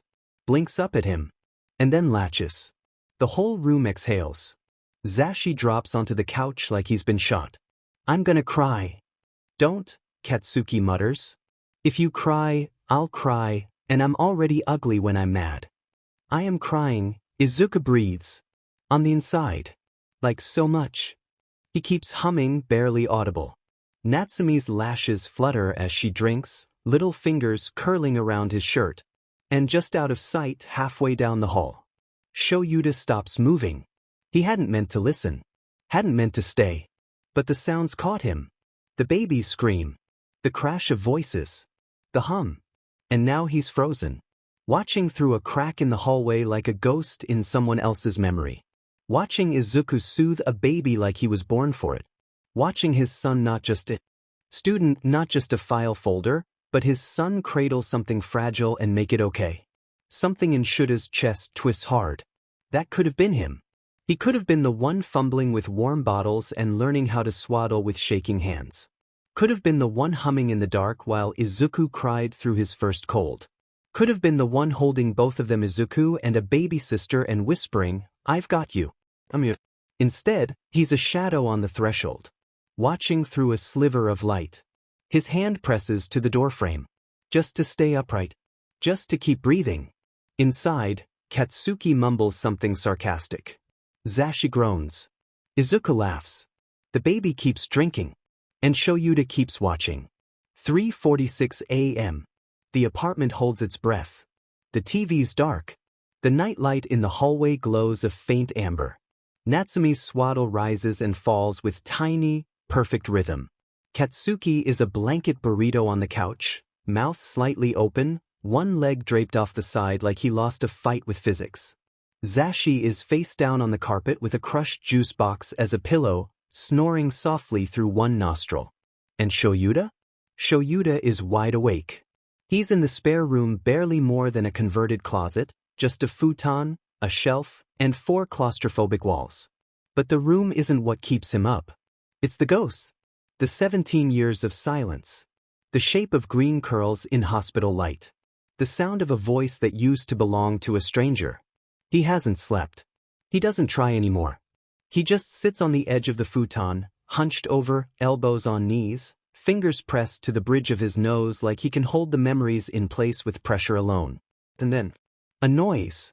From the next room. Soft, sharp. A breath Esigian like pain. He freezes. Another sound. A broken exhale. Then words. Muffled. Barely there. No, don't. Then quieter. Mom? Shoyuta is already moving. Bare feet silent on the hallway floor, shadows stretching long and thin under the doorframes. He doesn't knock. Doesn't say a word. He just stops at Izuku's door. His hand lifts. Hovers. He could open it. Could step in. Could offer something, anything, but he doesn't. Because he's not allowed. Not yet. Not like that. So he rests a palm on the wall. Flat. From. Like it might be enough. Like maybe if he presses hard enough, the truth will soak through. Inside the room, he hears it all. The soft thump of a body curling tighter. The gasp of someone trying not to break. The way Izuku's voice hiccups through another, mum, like the word might still bring her back even now. Shuta's eyes fall shut. He breathes slow and even, matching the sound on the other side of the wall. His head drops, forehead resting against the plaster. Quiet. He wants to say, I'm here. He wants to say, you don't have to hurt alone. He wants to say, you're mine. But he says nothing. Because none of it would reach. So instead he stays. A shadow. A heartbeat. A silent shape in the dark. And inside, Izuku's breathing begins to settle. He shifts. Murmurs something too quiet to catch. And falls quiet. Shoyuta doesn't move. He stays with him just like this. As close as he's allowed to be. The vending machine hums like it wants to give up. Its little red light blinks slowly, like a dying heartbeat. The room smells like powdered cocoa, tired socks, and whatever regret feels like when it gets steeped in too many hours of silence. Zashi is collapsed sideways on the couch, half hoodie, half blanket, 100% wreck. The hoodie doesn't belong to him. The socks do, though one has a hole. He's got a mug of watery cocoa balanced on one thigh and a half-eaten pouch of fruit gummies clutched in the other. Across from him, Shoyuta Aizawa sits like a man made of corners. Slouched forward. Elbows to knees. Hands loose but not relaxed. Same coat from yesterday, still a little damp. Same look in his eyes, like sleep would be treason. They don't talk. Not at first. Just two men in a fluorescent purgatory, soaking in the hush that comes right before sunrise when the world still thinks it has time to fix itself. Then Zashi lifts a gummy bear to eye level like he's about to deliver a TED Talk. "Tell me something," he says, mock serious. "If I eat the red ones first, does that make me a bad father?" Shoyuta doesn't laugh. Doesn't even blink. Zashi pushes. Because Natsume's obviously gonna notice eventually, and then she'll start demanding flavor parity, and then I'll have to. I'm not joking. It lands like a blade. Flat, dull-edged, but deep. Zashi stops mid-bite. Shuta's voice is quiet now, hoarse in the way that says it's taken him hours to gather this up and 5 seconds to lose control of it. What if I screw it up? No snark. No sarcasm. No razor wire walls to hide behind. Just that raw and naked. Zashi sets the gummies down. Doesn't offer a joke. Doesn't pivot away. Just looks at him. Really looks at him. And what he sees isn't the eraserhead who survives off caffeine and contempt. It's a man who's already built a million what-ifs in his head and convinced himself they all end in fire. So he answers with the only truth he's got. Then screw it up gently. Shoyuta finally lifts his eyes. Zashi shrugs, stretching his legs out until his heels thunk softly against the coffee table. Parenting isn't about getting it right, he says. It's about showing up. Getting it wrong, then showing up again. And again. That's the gig. Shuta's jaw tightens. But I missed so much. Yeah, Zashi says simply. And? I don't even know him. Then get to know him. It's not a reprimand. Not a judgment. It's an invitation. Shuta's hand curls slightly tighter around the mug. He swallows hard. He had a nightmare last night, he says, voice barely audible. I just stood outside the door. I couldn't go in. Zashi tilts his head. That's still showing up, he says. Next time knock. And that's it. No sweeping declaration. No fix-it button. But the words go in anyway. Slow, heavy. Shoyuta nods, almost imperceptible. Something in his shoulders loosens not completely, but just enough to breathe. Thanks, he mutters. Zashi grabs another gummy, chews dramatically. You owe me a coffee machine. Shoyuta huffs a sound that might be a laugh, might be disbelief, might just be the beginning of forgiveness. Then softly, I'll steal Nizu's. Attaboy.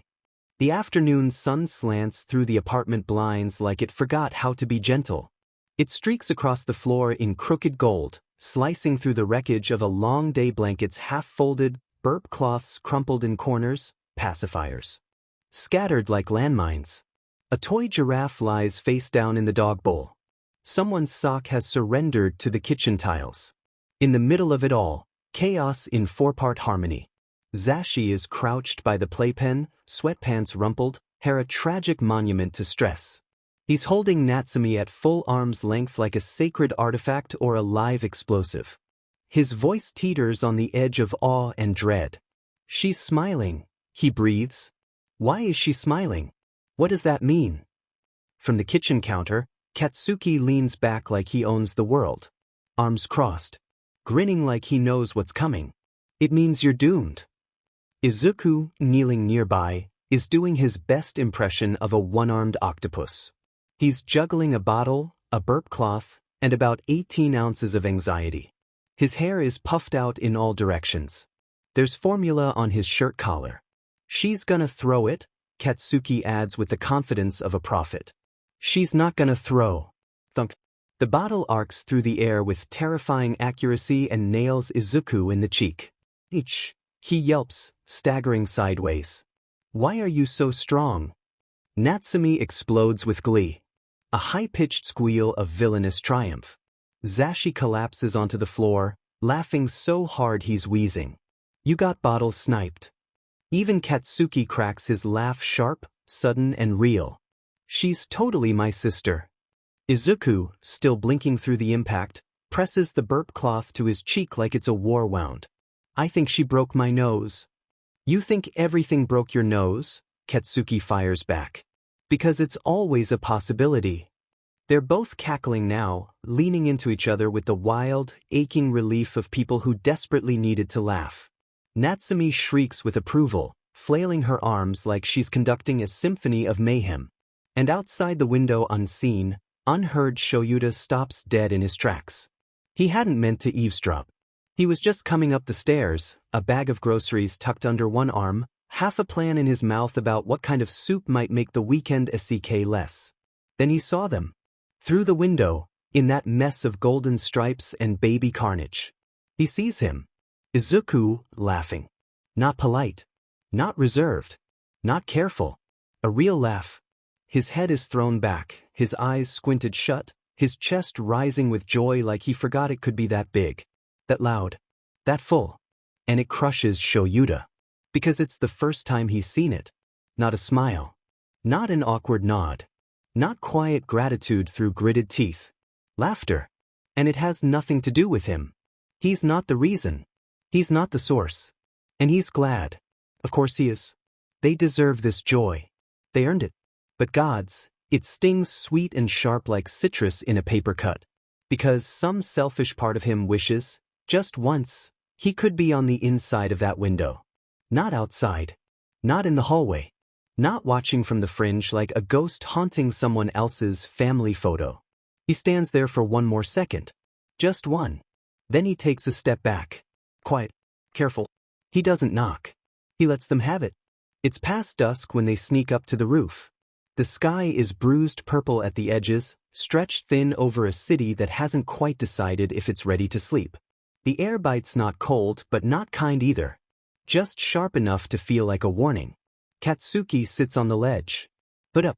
Knees drawn tight. Hands shoved deep in his pockets like they're holding him together from the inside. His jaw is clenched. His shoulders hunched. He's not crying. But his eyes are red, and his throat looks tight, and there's something about the way he's breathing too slow, too careful that makes it clear he's working hard just to stay still. Izuku settles beside him without a word. He doesn't try to fill the silence. Just sits. Lets it breathe. Lets it settle around them like a second hoodie. Eventually, Katsuki speaks. Voice rough. I'm a shitty brother. Izuku doesn't flinch. Doesn't argue. Just waits. Katsuki exhales hard through his nose, like the words burned on the way out. I don't know what I'm doing. I keep messing up. I can't even tell if she's crying because she's hungry or tired or just hates my face. Izuku tilts his head, soft. It's definitely the face. Katsuki snorts once. Then grimaces. Shut up. I'm just saying if I were a baby and I saw that mug first thing in the morning, I'd scream too. Katsuki elbows him, but there's no heat in it. Just muscle memory. He looks down at his shoes. His voice is quieter now. She deserves better. Izuku's smile fades. What makes you think she doesn't already have better? He says, serious now. You're here, Katsuki. Every day. You didn't check out. You didn't leave. I didn't have a choice. You had 100 chances, Izuku says. And you keep choosing her. Katsuki's throat works. He doesn't look up. I don't know how to be this for her. Good, Izuku says. That means you're paying attention. Katsuki finally glances over. What the hell does that mean? It means you care, Izuku says, soft but steady. You care enough to worry. To try. To be scared of messing up. That is being a good brother. Katsuki presses his palms together, eyes down. She's all I've got. Izuku leans in, bumps their shoulders. You've got me too, dumbass. That gets a sound half scoff, half laugh. Katsuki rolls his eyes. I'm serious, Izuku says. You're not alone in this. Katsuki doesn't answer. Just lets the words settle. Quiet and warm and just heavy enough to matter. And from the stairwell, just out of sight, Shoyuta exhales. He'd come up to check the antenna. Or say something. Or, he doesn't even know anymore. But he heard them. And now he stands still, back against the stairwell wall, listening to a conversation he has no right to interrupt. Katsuki's not a father. But he's something just as fragile, just as sacred. A big brother with a baby in his arms and grief in his throat and the kind of love that makes people brave. And Shoyuta? Shoyuta thinks that maybe being here for them might be the best thing he's done in years. So he stays. Just a shadow in the stairwell, bearing quiet witness to two boys he's learning how to love. And the sky keeps turning. It's early. That kind of early where the world hasn't decided if it wants to be awake yet. The apartment is hushed and silver blue, painted in dawnlight seeping through the slats in the blinds.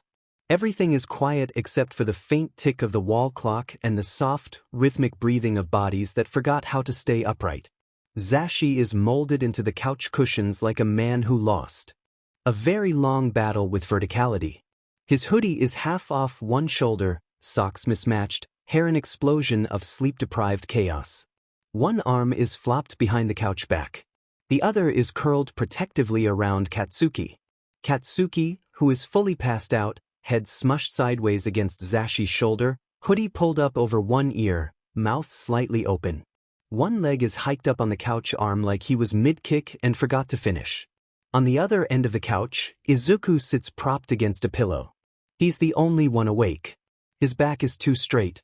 His eyes are too wide. His fingers twitch slightly every few seconds, stabilizing, readjusting, always checking. Because he's holding her. Natsumi, still swaddled in a blanket with cartoon whales, is nestled in his arms like a star he's terrified of dimming. Her tiny hand rests against his collarbone. Her face is all soft cheeks and twitchy eyelids.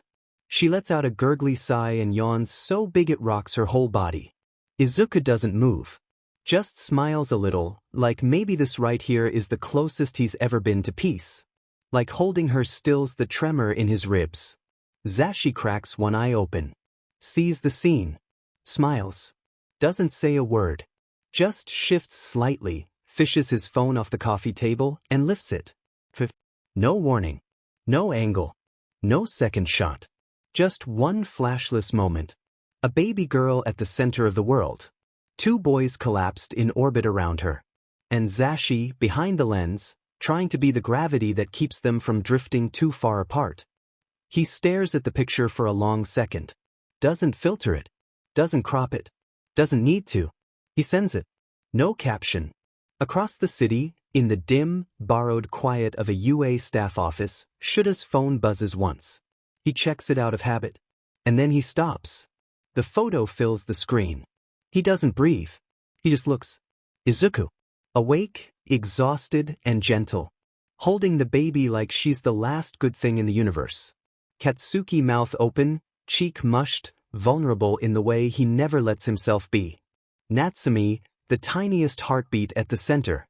Shuta's thumb hovers. He doesn't swipe. Doesn't scroll. Just stares. And aches. Because he doesn't just want to see this. He wants to be in it. He wants to be the man on that couch, leaning into the gravity of something fragile and real. He wants to be the reason those kids laugh in the kitchen. He wants to pick up the bottle that rolled under the couch and hand it off with a grunt and an eye roll and maybe a smirk that means, I'm here. I stayed. Not a visitor. Not a ghost at the edges. Family. He locks the screen. Holds the phone to his chest. And lets himself pretend just for a moment that maybe, someday, he'll be part of that picture too. It's one of those cafes that tries to look like it isn't trying a mismatched junk shop vibe with flickering Edison bulbs, cracked tile floors, and an old record player spinning jazz that's half static, half mood. The air smells like burnt espresso and something sweet hiding behind it. Shoyuta gets there early. Predictably. He doesn't sit right away. Just stands outside, fingers jammed in his coat pockets, watching his breath fog up the glass. Every exhale a reason to turn back. Every inhale a reason to stay. When the bell above the door jingles, it feels like the world flinches with him. Inko steps inside. She's not dressed up. That somehow makes it worse. Or better. He hasn't decided. Plain coat. No makeup. Hair twisted into something loose and practical. She looks tired in a way he recognizes deep in his bones. The kind of tired that doesn't go away after a nap or a vacation or a glass of wine. The kind that settles. Their eyes meet. She lifts an eyebrow like a challenge. Then walks over. They sit at a corner table. One of those rickety two-tops that shudders every time someone sets a cup down too hard.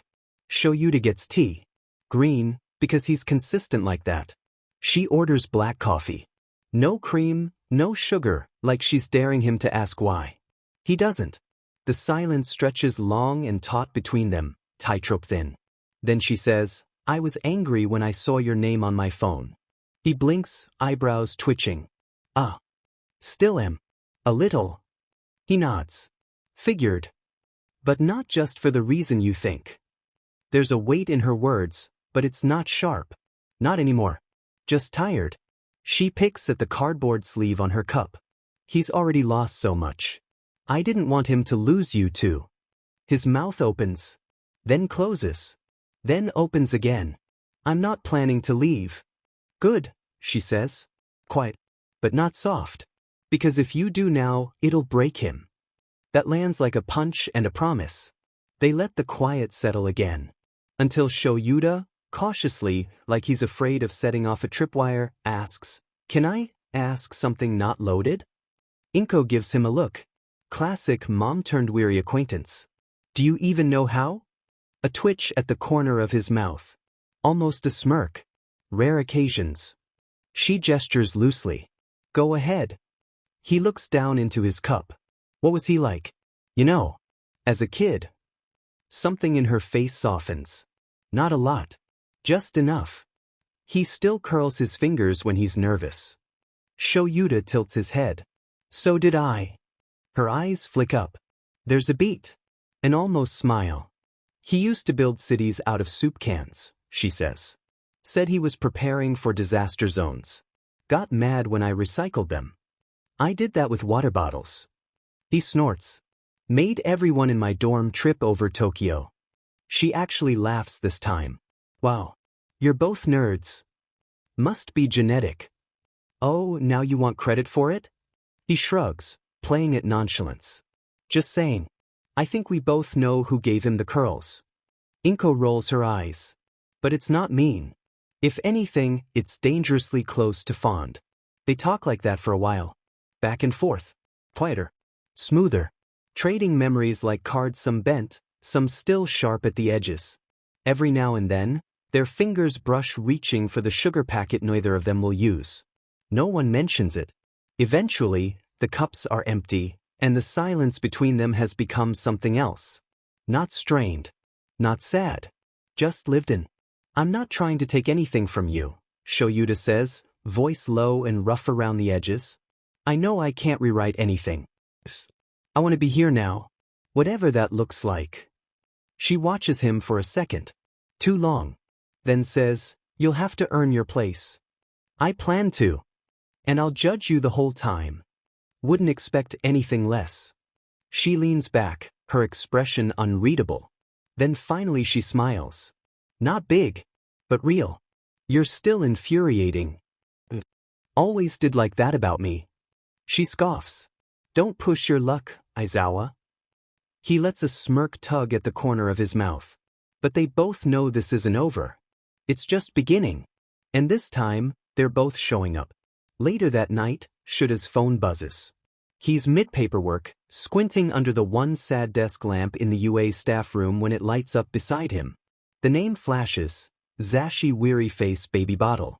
The message reads, Can you grab my groceries? Already ordered them. Curbside at 7-Eleven. Can't leave. Baby just went full exorcist on my only clean hoodie. 3 dots flicker. I think it was spit up? Might have been a curse. Please, I'm begging you. Shoyuta stares at the screen. Rolls his eyes. Exhales. Then types. On my way. He grabs his coat.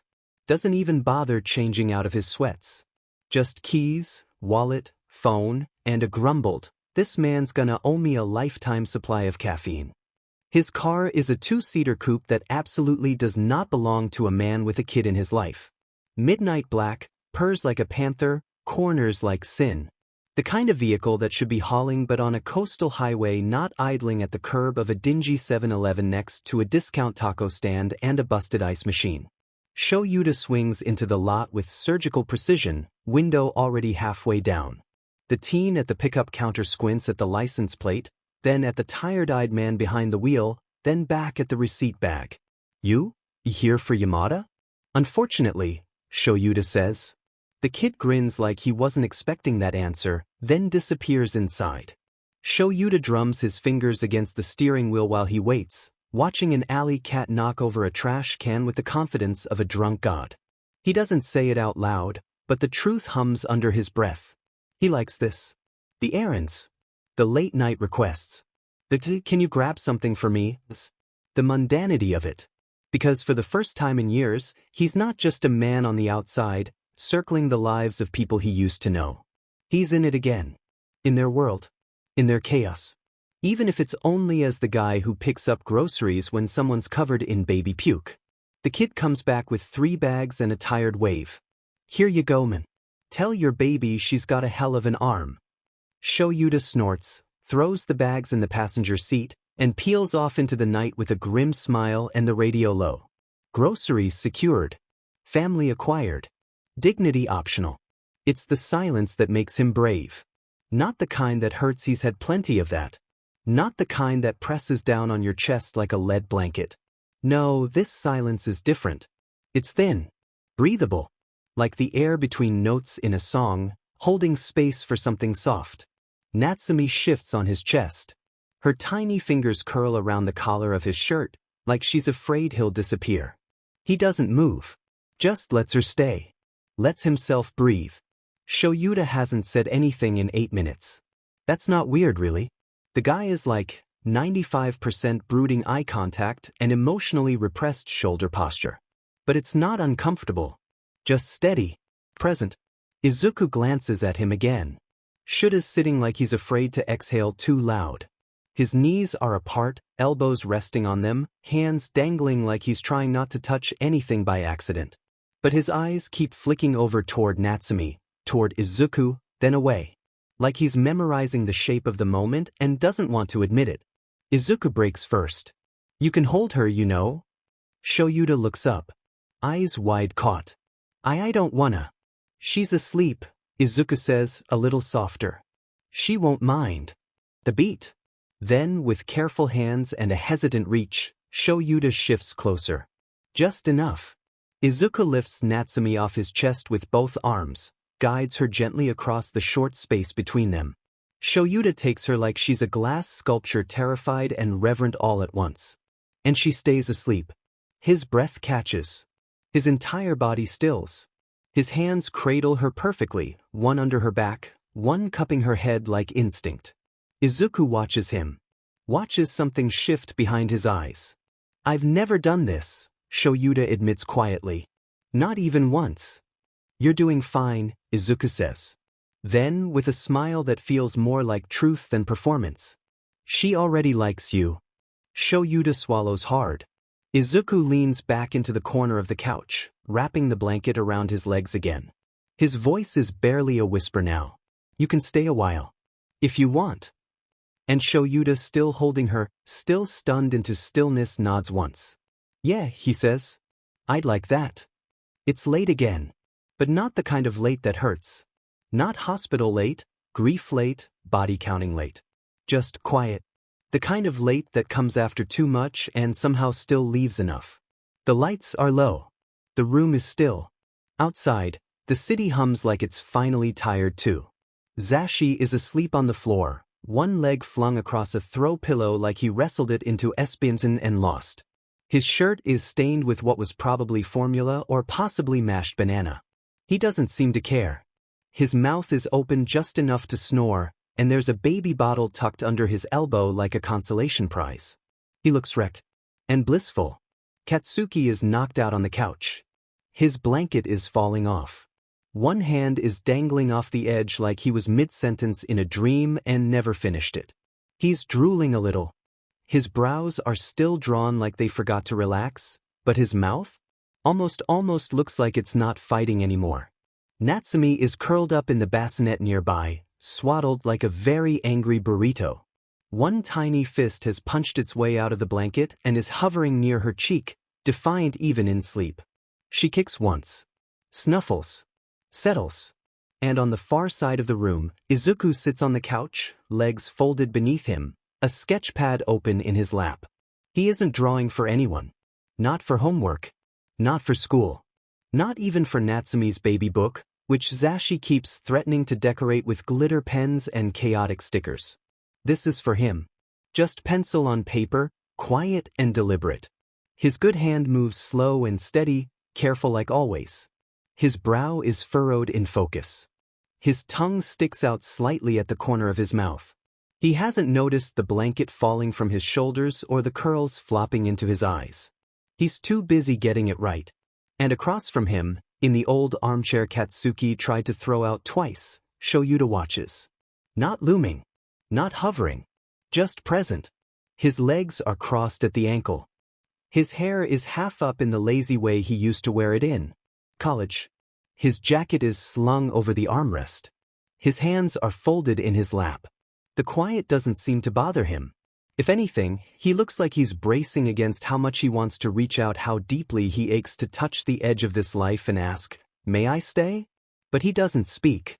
And Izuku doesn't tell him to go. So they sit there, two corners of a slowly healing space, while the baby breathes, and the survivors sleep, and the sketchpad fills with lines that mean home. There's no big conversation. No climax. No confession. Just stillness. Just peace. Just Shoyuta breathing in a moment he didn't think he'd get. And for the first time in a long, long time, he doesn't feel like a stranger in his own story.